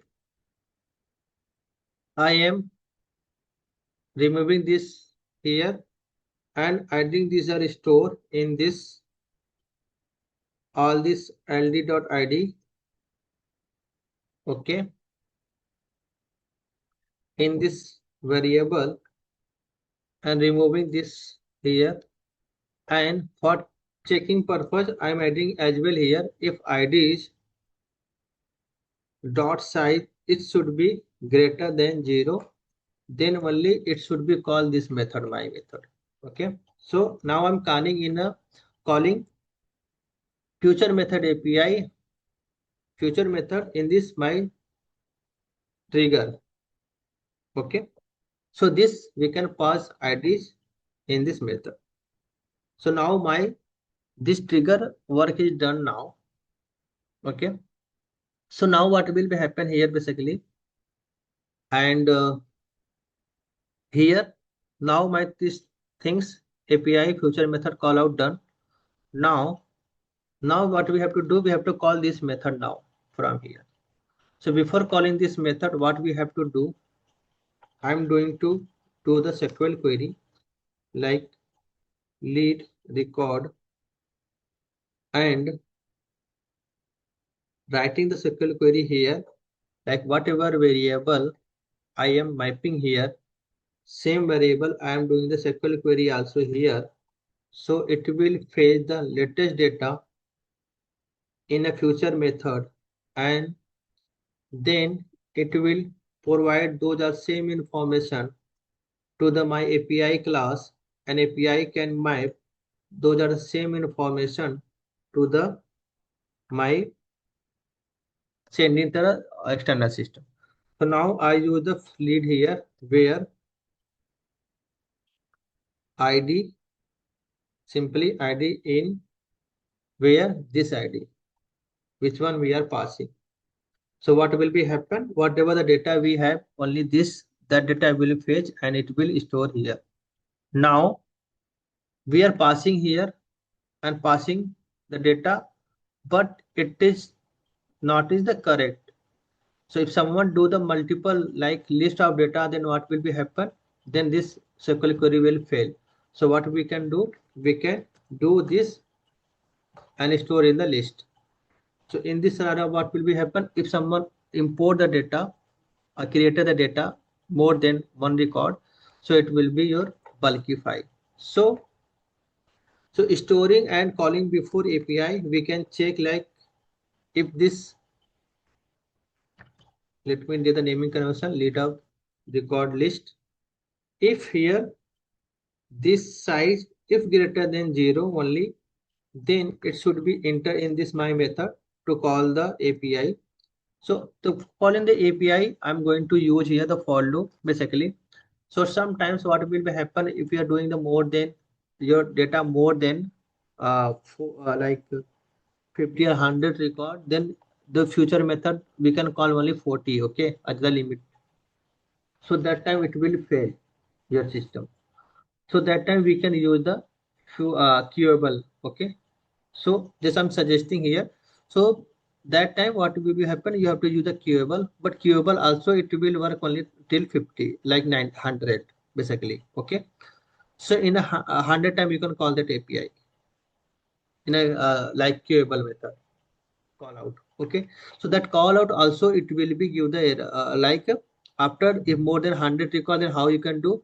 So the process is something change, like you have to fetch the record first 100 and like all the record and store first data 100 or more less than 100 in one variable, then another call again requeue, those are called this API. So you have to break the multiple transactions after before 100.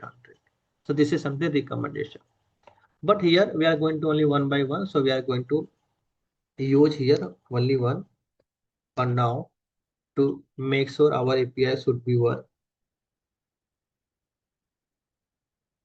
Now our API call out and everything done now, so let's call this API.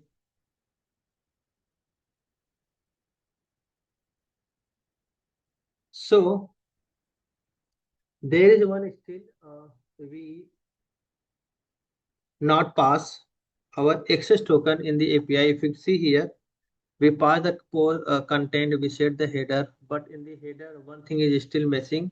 What is this access token? We still not use here, okay. But let's see what error you are getting when you are calling this access token without access token. So let's save and let's create the one record and then we can see. So my code is saved now. I creating the same record now and saving.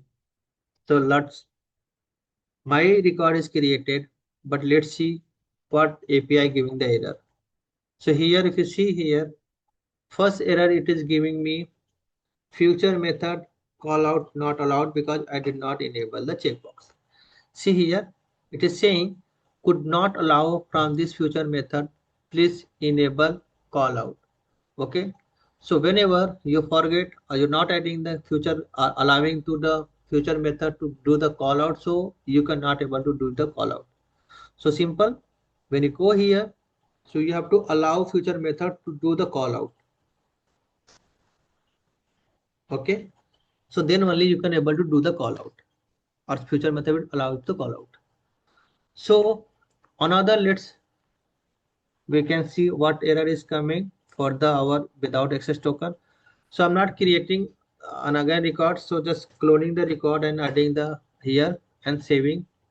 So our API call out here, for creating the record is not error, but let's go to the API and let's see the error here.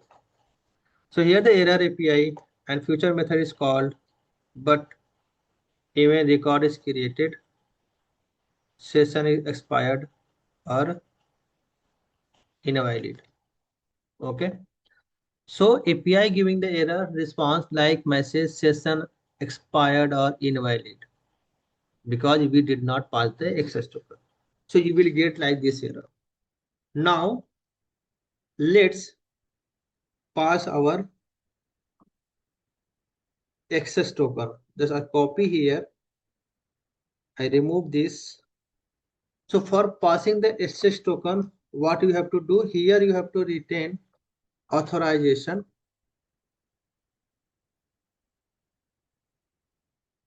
Okay. And in this method, you have to pass which one? This X token type. So what is the token type? Bearer. So you have to pass bearer. After that space, then you have to combine your access token, which one I am generating here, which using that method. Now I have bind this. Now if you go to the our this org here, if I create, let me, if something, I can delete these are records, so you can able to see some test data. I'm setting here only 2-day lead.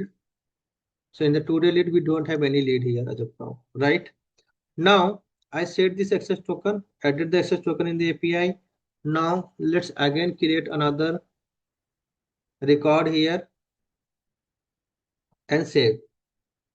So now let's see what is the error in the API and its subsets or what is giving. So this is my future method, which one run the API, open this debug log. Now if you see here, you get the response. So system shared the response like success equal to true. There is no any error, and system shared also the ID for the that record. Now if I go to here and I refresh this, here you get the response. Your lead is created in a next environment here. Okay. So this one we were used our access token and call the API. Now we don't want to use the access token. Okay, don't want to use the access token. Now how we can do without access token now? Which one? Come to the our calling in the name credential. Let's do how we can do the name credential. System, let's go name credential. Now you have to create the name credential here. Okay, so I'm creating here name credential. Okay, so here I'm giving the my name credential name is the basically lead process something. So this is my name credential name lead process. What is the URL? So what URL? Before going the URL here, if you see, we need the external credential. So we have to cancel. First, we have to go the tab for the external credential here, and here we have to give the name. So we have to give the lead auth or something. Okay. So this is our lead authentication name. What is the authentication protocol?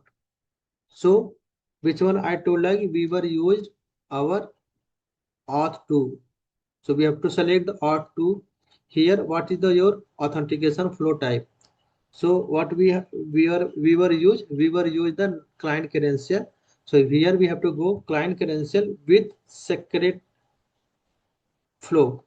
Secret flow means basically we have to pass the secret key, client key, and then what was the our identity provided URL? Identity provided which the access token URL. So here we can get our access token URL. So this is our access token URL. So I can do and pass access token URL here simply. Rest of other is not required. Okay, so I can save here simply. Now, when you go to here, if you see here, now here we have related name credential principles. So here what we can do, we have to create a one principal. In a principal, it will ask you client ID, client secret. So you can provide your like lead rates something. I'm giving the name, but you can provide some genuine name, other name, what you want. So I'm copying this my client ID here, paste in a client, copy the secret key here, and a paste here client secret, and now save it. So now my client ID, client secret, everything here, paste and principal. If you see here, it is showing the configure. If it is saying not configure, it means your client ID, client credential is not correct. Okay. Now let's go back again, and we can create now our name credential. So I'm giving the name credential name is the lead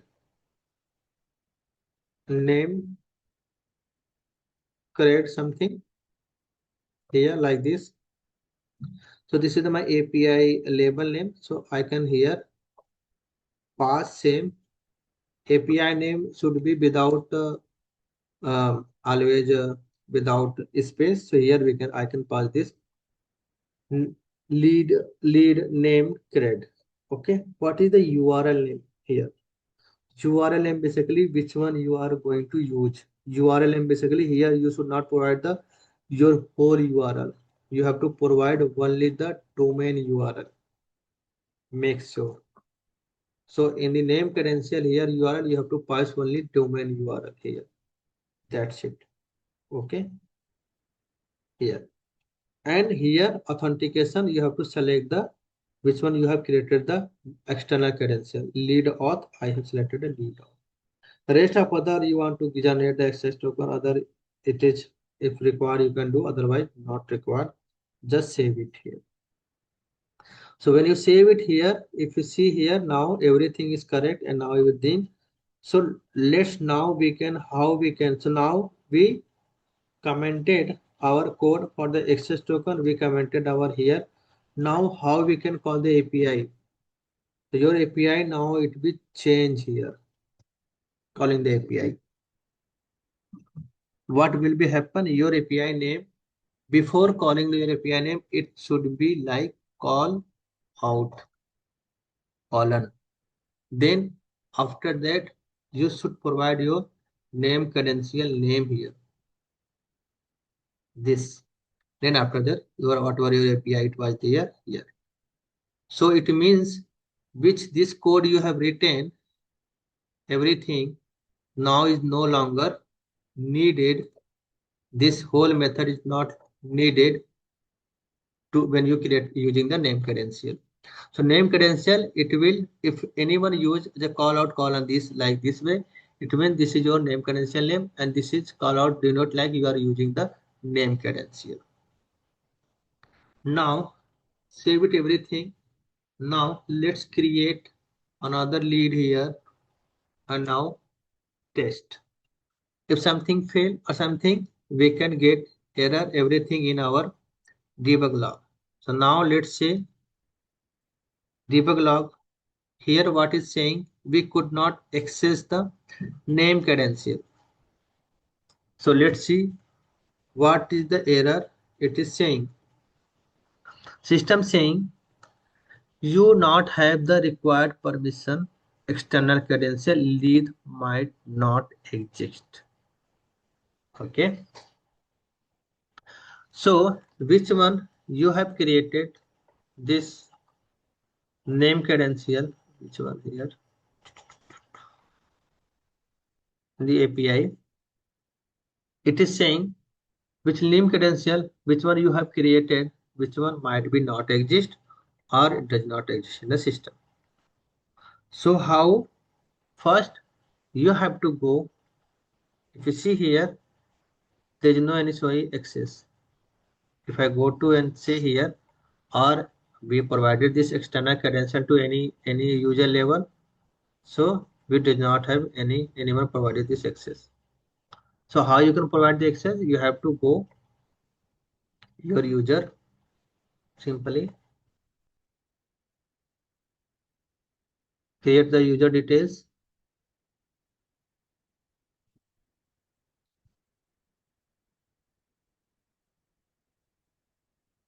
Okay, now here we have one, it is called the external credential. So how you can provide the external credential to your user?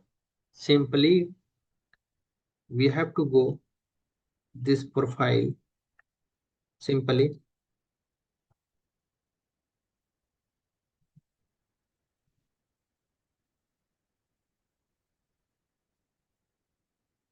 so it is not, let me click here directly and go from the setup. So this is profile. We can go to the system admin here.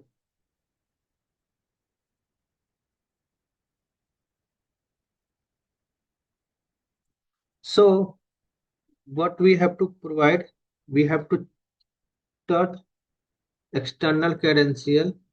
Where we have external credential, we have to provide the access to the external credential.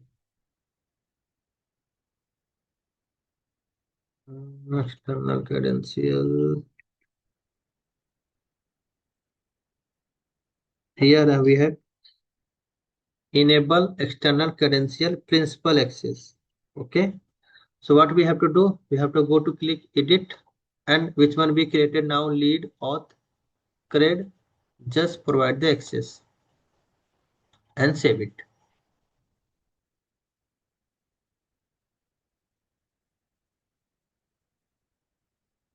Okay.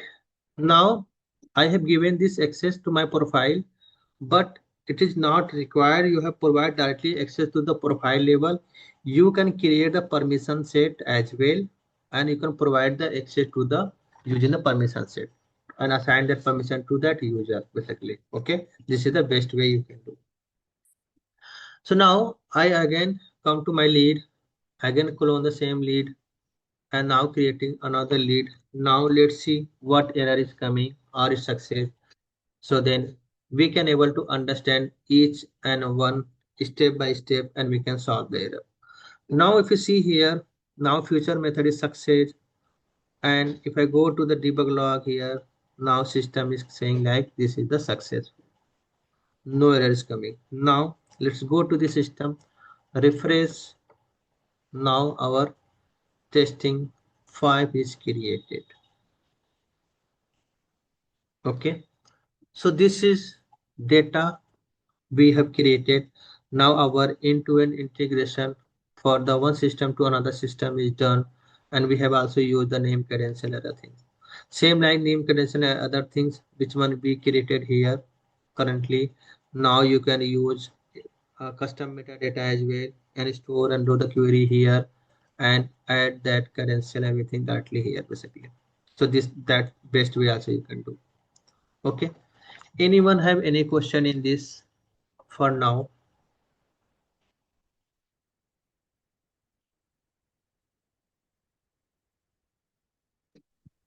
This is clear, Ashish. I had a couple of questions related to other things related to retry mechanism and all. So, are we going to cover any other topics further, or this is like an end of session? No, I have another. Which one? I going to like Mhm. create your own API now, like using the Uh, API. REST resource, right? I mean, Yes. yeah. Yeah. Okay. Yeah. Under that, if you can just mention a couple of things related to retry mechanism, right? Mhm. Or if the JSON we are receiving, if it is or passing, if it is more than 6 MB or 12 MB, right? In Yeah. that case, how we can segregate that? So yeah, if you can comment on those two topics, that will be helpful. Thank you. Yeah. So if the main thing here, whenever your data, see the main thing here, the apex class and everything JSON, it is always when you use the, see, it's very rare your JSON will go in a approx 6 MB.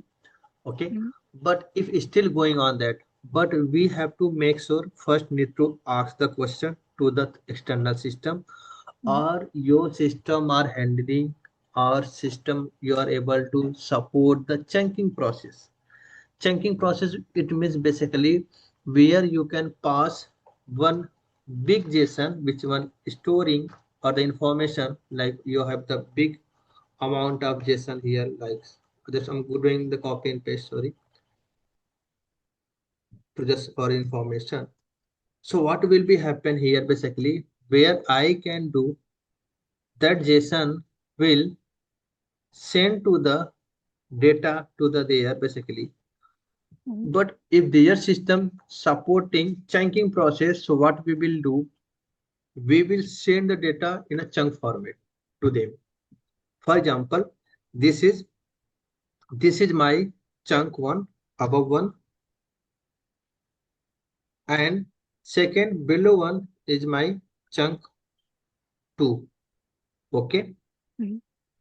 If when you pass to, if their subsystem supported, so what will be happen when we pass the indicator chunk basically, so what will be happen, they will first store the JSON in one place and another JSON in, when you send second JSON basically, and what we will do, they will combine both JSON in one, then after that they have to process basically.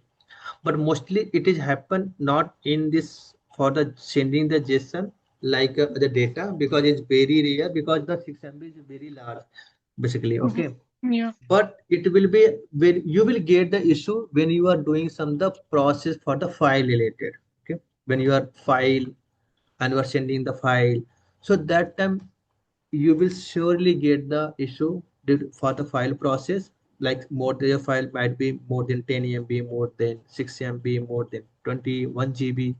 So then you have to ask the question to them, like, are your system able to handle the chunking process? If yes, so you're combined whatever you have data basically, so you have to pass their data in a chunk format. So if I go to here directly, so there is a one process, it is called something as a transfer. Okay. And the transfer support the integrator in the header, you have to pass as the chunk basically, transfer data something, the name I'm not able to recall this exact, sorry, that one basically. But in a header, you have to pass that something data transfer or transfer, content transfer encoding here. Okay. So you have to pass that data transfer encoding in a chunk basically. So what will be happen, they will, when you pass the same, and when you passing the file in the chunk format, so those are file, they, it will generate one ID, and on the basis of ID it will send by default automated, because the Salesforce also supporting the chunk process. So that chunk process will be store everything in their system, and it will combine later everything. So this is the Understood. process basically. Okay. Okay. Yeah. Anyone, any other question, or should we go with the creating our own API process now? Okay. So the main thing here now, I'm closing now everything for this one. So now we can go one by one and create our. So this in this mostly we are running out of time, but let's, I'm going to the show you how we can create our own API in our system using the Apex basically. Okay.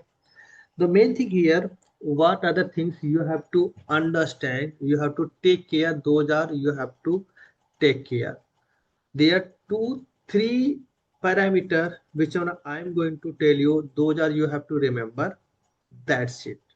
Rest of other, you are able to create your own API using the Apex code at any time. But make sure you have to practice. If you not practice, then you will really you forget like what other things you are doing. Mostly in the interview they are also asking like how you can create your own Apex class, whatever the syntax. So two three things only you have to take care, rest of other just forget, doesn't matter. But the main the things, two variable which one handle all the request, everything. That one you have to take care. That's it. Rest of other thing, when you practice, then you also are able to remember like what I need to do the next step basically. Okay. Now, so I'm going to create here one Apex class. So again, the like integration creation API. Okay. So this is my Apex class. So first thing, whenever we are providing creating our own API, make sure that Apex class should be, we can go with the only with the global. Okay. No should be a public, because it should be, we are giving the access to the out of our Salesforce. So that's why we are considered it should be as a our global. On other things, very most important word, this what will be your API name. So this annotation, it will be give the ability to provide what will be your API name. So this is called REST resource URL mapping, and this is hyphen what you can, what you want to create the your API name. You can provide your name as well. Doesn't matter here what you are providing. There is no any format. But when you providing the API creating for the client, so what is the this API for the process? So you have to provide the naming convention as per that. So for example, I am going to create the API for the account. So I am giving this my API name is the uh, account something handler. Just I'm giving the name, but we can give any other name as well. And after that, here we provide this then an asterisk. Okay. So asterisk, you should understand why we are providing asterisk. So here we have, as per my sheet, I give you like these are information. Where is the method? These are method we have to do in this API. So our one API only. This is the one API, but system how will identify on the basis of your request or your method basically. So this is the first thing you have to remember. Second thing here, when you are creating your API name, so I'm just giving here global and static. For now, just I'm adding wide, but we'll change later. Create account. This is my method name. But how I know what method it will do? So this is the annotation you have to use and add here. This is my post method. So whenever you will use your method here as a post and send through the code as a post method, system will know it will execute only this code, nothing of this. Okay. Another most remember thing you have to do, REST request. This is the variable, Salesforce variable Apex class in a backend. It will it will handle your all the request, and where anyone call your API, where all the data will store, it will store in this REST context, and where it will come under this variable name. It is called the request. Okay, so this is your first. Second, most important, what are the things you have to pass as a response? That response you have to create your own, because now we are creating our own API. So we need to look what response they are sending, what response they will send, everything you have to decide it basically. So now where, how you can where you will store your responses, everything to send back to the client. Here is the response method. So this is two, this is our third, and this is the first most important. Now here I'm going to use here now to handle my body. What are the body will come from the client request, who like a customer request, who are the what requesting. So request, this is the my request variable which one I created alias here. Now I can get whatever the request they have sent to me. So it you have to fetch all the information from the body, like request body.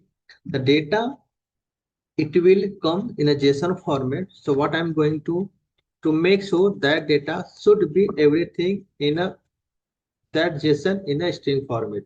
It should not be changed basically. So I can provided I have changed all the things in my string.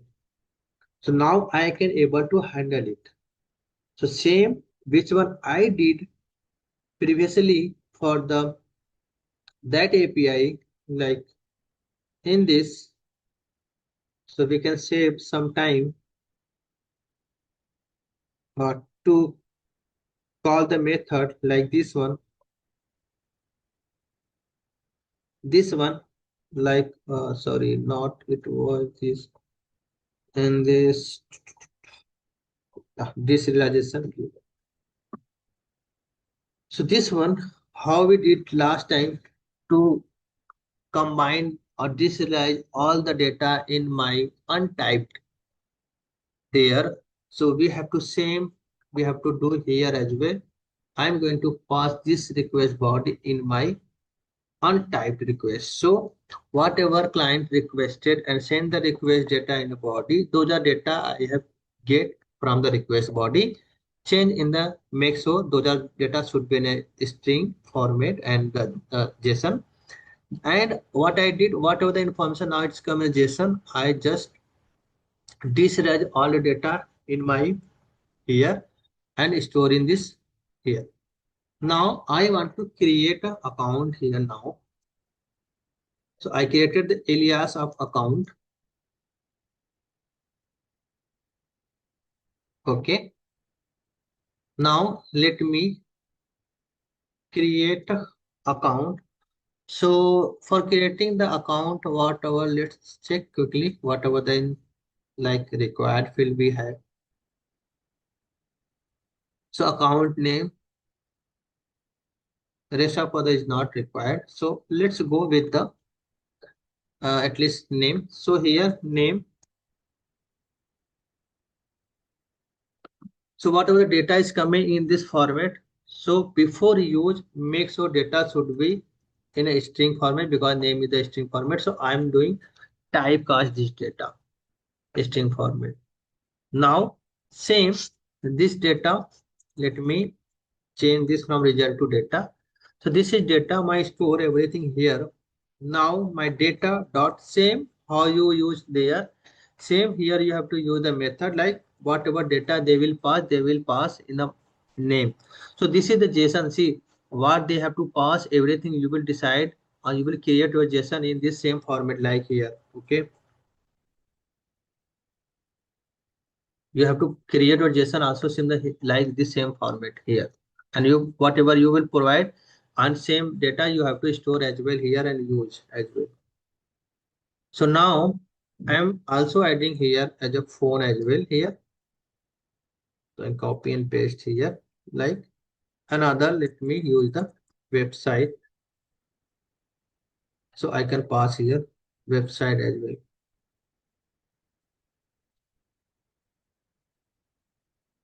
Okay. Now I insert here simply my account. Everything done. So I told you another is a response. What response you want to send here? Here you have to select response. What status you have to send? This status here you have to set. So I'm setting the status here 201. This is my status they will get. And what message they will return? So here up to you what you want to give the message to them. If you want, you can provide the JSON, create the JSON and send the data back to properly. But if you want like so whatever they want as a response, so you have to send everything in the response. But I'm sending here normally message because this is only for demo purpose. So here I'm using this is my adding like account created successfully here. So I'm adding here like my account ID is this. So I'm adding here like plus ACC ID. Okay. So I have written this variable. Now, how I can test this variable? There is some here. Here we don't have what we can do here return. Now I have written this variable, my message here, and return type is string now. Now let's test this API here. How we can test this API from the Postman. Okay. Now in this, I'm adding one more request here. So I'm going to just create account. So this is my request name. Now here method it was post and what your API will become now. Okay. So your API previously what we were used, we use the API here, this one as a lead, right? So how your API will change? Same, whatever the guest access token, I just copy my access token here and passed here. Okay. Now services, data, yes object, everything now not required here. Okay. Because the services and data everything now gone because we are creating our own API. So services here, what is your API name? What you have created your API name here? This is your API name, account handler. So here you have to pass apex rest hyphen this. This is your API name now. Okay. Now, so for access token, I'm going to use from the backend directly. So I can set directly here everything. So I can get the access token. So I should not be work everything again. So I created here and get the access token directly here as well. Okay. Now save it. So now in body, this is the raw and here body. Whatever body you have to send. So whatever variable you have save here, those are variable you have to pass. So how you can create a JSON? Same like we can create a JSON here. Basically, this is simply double quotes name and whatever the data you are passed. So I'm adding here like integration testing and integration account testing something. I given the name here one. Okay. And another it was phone number. So I'm providing phone number as well here something this one. Okay. Now here column should be. Then here I can add website here. So you can use any website if you want. You can add like www.salesforce.com something. So now this is my JSON I created. So with JSON where you will pass your body. So same who will do an integration with you and which one you created. So what will be happen here? You have to pass and just click on the send request. So now here if you see you get the message account created successfully, account ID is this, and your which response I have sent here 201, the response is also coming here. So now if I copy this ID and go to my Salesforce and paste this ID, so account is created. So account is created and revision account is still. Okay, so this way you can create your own API.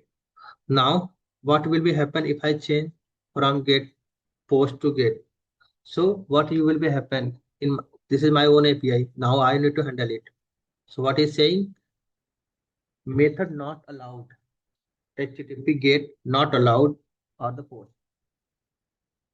Simply because I create only post method. I don't have any get method here. So then only system saying is not allowed.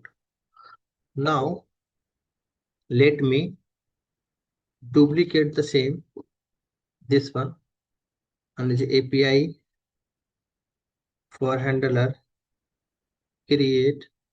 Now let me change this name from create to get. Okay, so let me get the access token again, otherwise it will give you error.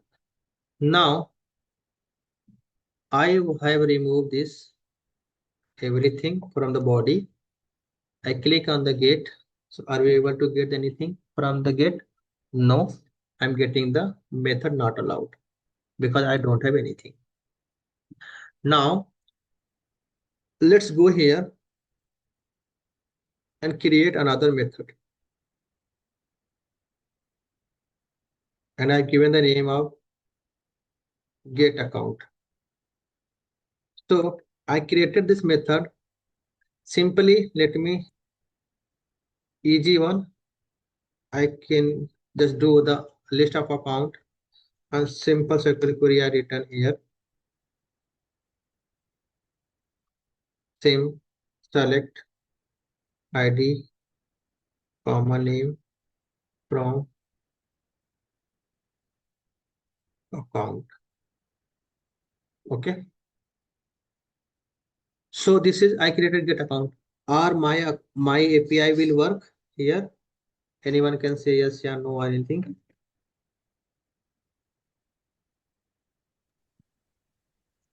We didn't write at the rate HTTP get, right? On that method. Correct. So here when I try to use, I will get still the same error. Get is not allowed. Even I created the method, but my method will not give the recognition for the gate. Even I did not give the annotation here. When I provide the annotation here, HTTP for the gate, then now my API or who will get the API through the get method. Now my system able to or their system able to understand like this is the get method what we have to send the data. So now you have get the response here. Okay, and now here you get the data because I written the simply query and pass all the data to them. Okay, so this is the now another way. If someone want to like I want on the basis of they are passing any variable on the basis of name. So how you will do? You have to do everything same this code like till here. Everything similar you have to do, and you have to do SQL query after that basically. So they will pass the post like to get the data, and or they can do from the parameter as well. Okay, so this is the like you have to you can do the get. So they see everything manipulation, everything you have to do this code only. This code is many all important. Rest of all the logic, everything get, delete, everything you can able to do like this way. Okay, anyone any question? Same you can handle it for the patch and for how have to do same code, same mapping here, but in a patch you need the ID or you need the external ID to update their record basically. Okay, so here, but for now we how if we want to go with the parameter wise, how we can go with the parameter wise. So let me just give the how we can get the parameter and we can use the parameter things. So let me you here create one another method. It is called delete account, and I can return the message also here. And simply before deleting the record, what I need to do, I have to do SQL query and how. So it's up to you what you are asked them to pass basically. Okay. So here I given the annotation HTTP delete. Simple. Okay. Now everything is done. Now what you have to do? These are I told you same. We have to same things for this information. Everything same line for this as well. This two line same as well. Now let's use on the basis of their parameter. I ask them to pass the data here from the parameter. Okay. Now how we can do? Let me just duplicate this one and I can rename my request here from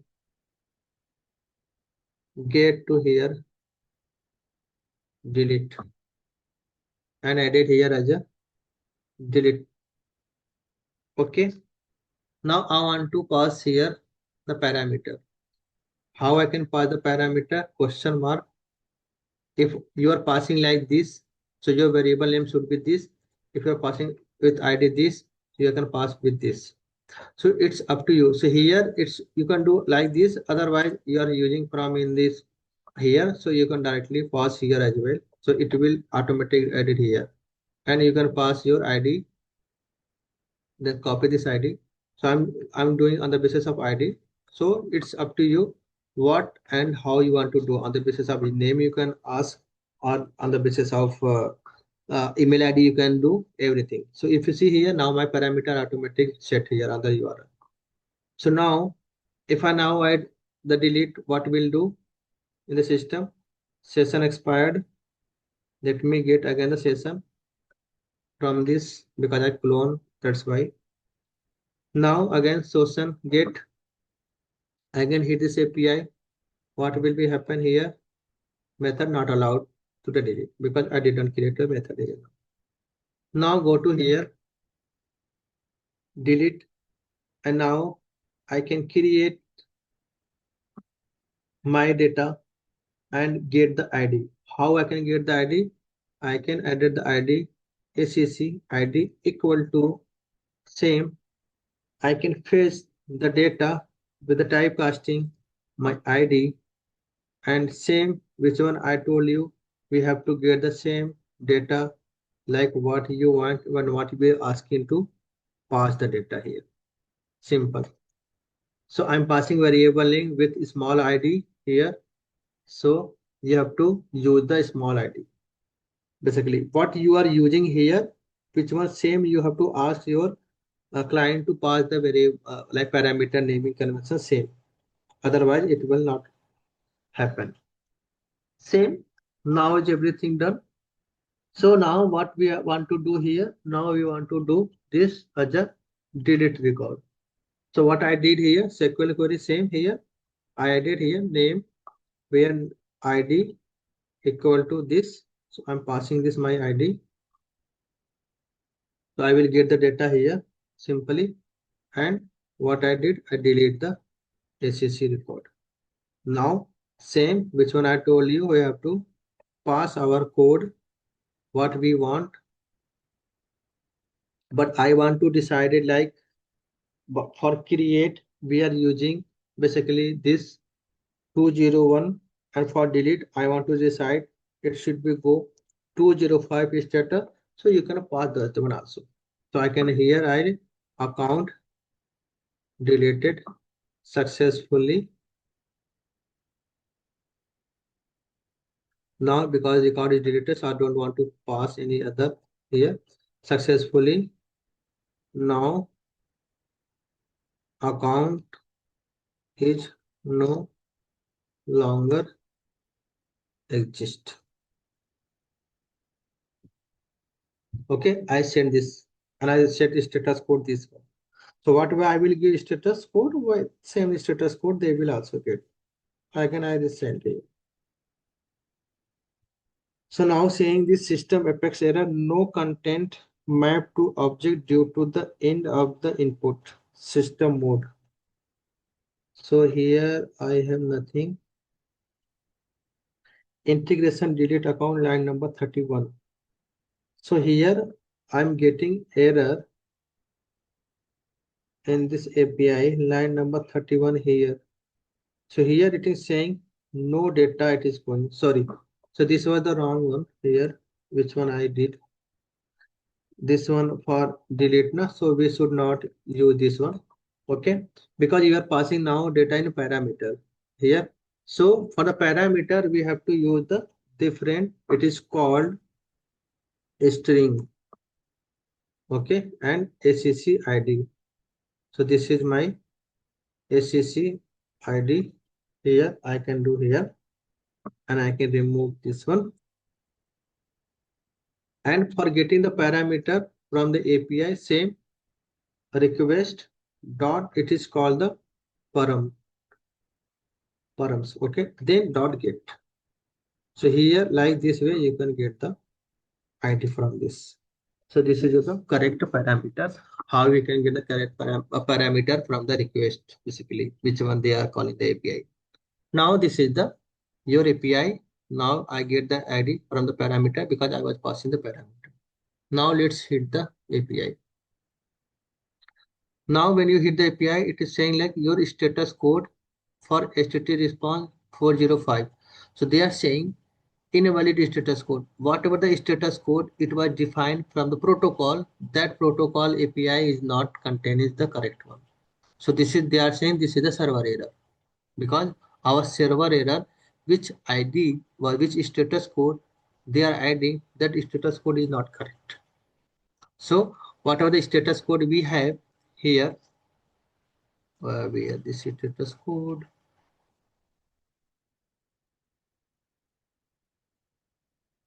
So you have to use these status from here. Okay. Now I'm changing this status code from 2005 to 2000. Then my protocol allowed this is the correct status code. Now I can use this status code here. Simple. So now I get the status code now 200. Now I get the error message like which one message I sent. Account is deleted. Now account is no longer exist. So if I go to my system here, which one I show the account here, I refresh, my account is gone now. Here. So this is all rest of other regarding to the patch and put you can use by own anything you want to do regarding to the manipulate the data, and then we can do the practice. You can do the practice using these are context variable too. Then you can get the more idea and more feasibility and to handle the how you can do more your API creation journey. So that's all from my side. Anyone have any question or any doubt for now? So we can discuss.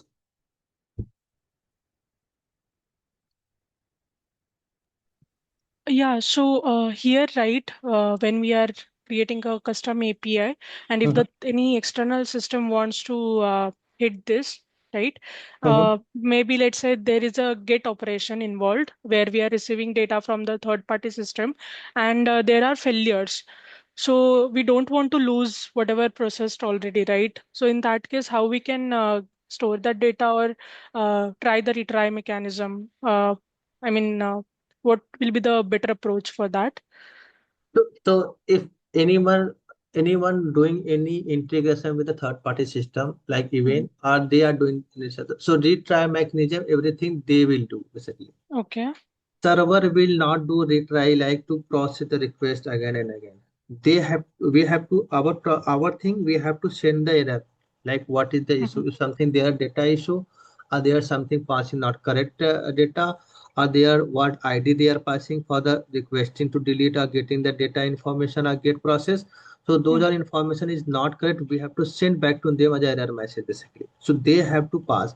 If they are doing the retry, like is they are like my server is like something server side error, so they have to Mhm. do the retry mechanism. They have to call again this API. If we will do the retry mechanism from our side, it will the issue, not issue, we can do basically. Mhm. The main thing here basically, you are a server, so you are not doing going to do other client side like the request and again and process the things basically. I handle. But if you want like you want to store their variable, but then no necessary to store. You can you have the request already in body everything you want. You can request and you can want to like try. But even their data is not correct, then there no process. There no sense to do the retry and again process their data without it's not correct. What the format you have provided, if they are not sending that correct format, so there no sense to process their data basically. So basically, we can store that failures in any of the object, let's say on custom object, and we can pass that particular information to again to third party system in order to retry from their end, Yeah, right? yeah. Okay. See, so Mhm. who we are doing the retry? See, if you are creating your API, you want to like any business or any IT team want to store like which one API Mhm. you created is something failure. Yes. So what you can do, you can create a one custom object where we can do the integration log and anything. You can like what body they have. For example, they are saying like no, I have sent the correct body. Okay. So what we have to Mhm. do, you have to store their body in a one like text area record and which API they call. You can add the API name as well here, which method they call. So you can get the method name from here as well, like in the request. And Mhm. after that, you have to create a one record. So in later, if like if they are claiming now they are sending the correct data, so you can get the like what the response sent. So you can via your resource, you like integration log, you can able to handle it basically as well. But retime mechanism, they have to do everything from their side. Understood. Yeah. Yeah. Yeah. So yeah, overall session was very helpful, Ashish. I mean, basics are pretty much cleared now. So yeah, in future, if you can conduct any session related to integration patterns, right? Because that is also one of the hot topic we have, which particular integration we need to choose, correct? Correct. So Yes. yeah, that will be very helpful and would like to join that Yeah, yeah. time. I'm planning to do some. I'm basically last time and like I was starting doing, but there is some due to the my project and everything, so I was Mhm. not get time. But I'm Understood. planning to do these are basically from now, so I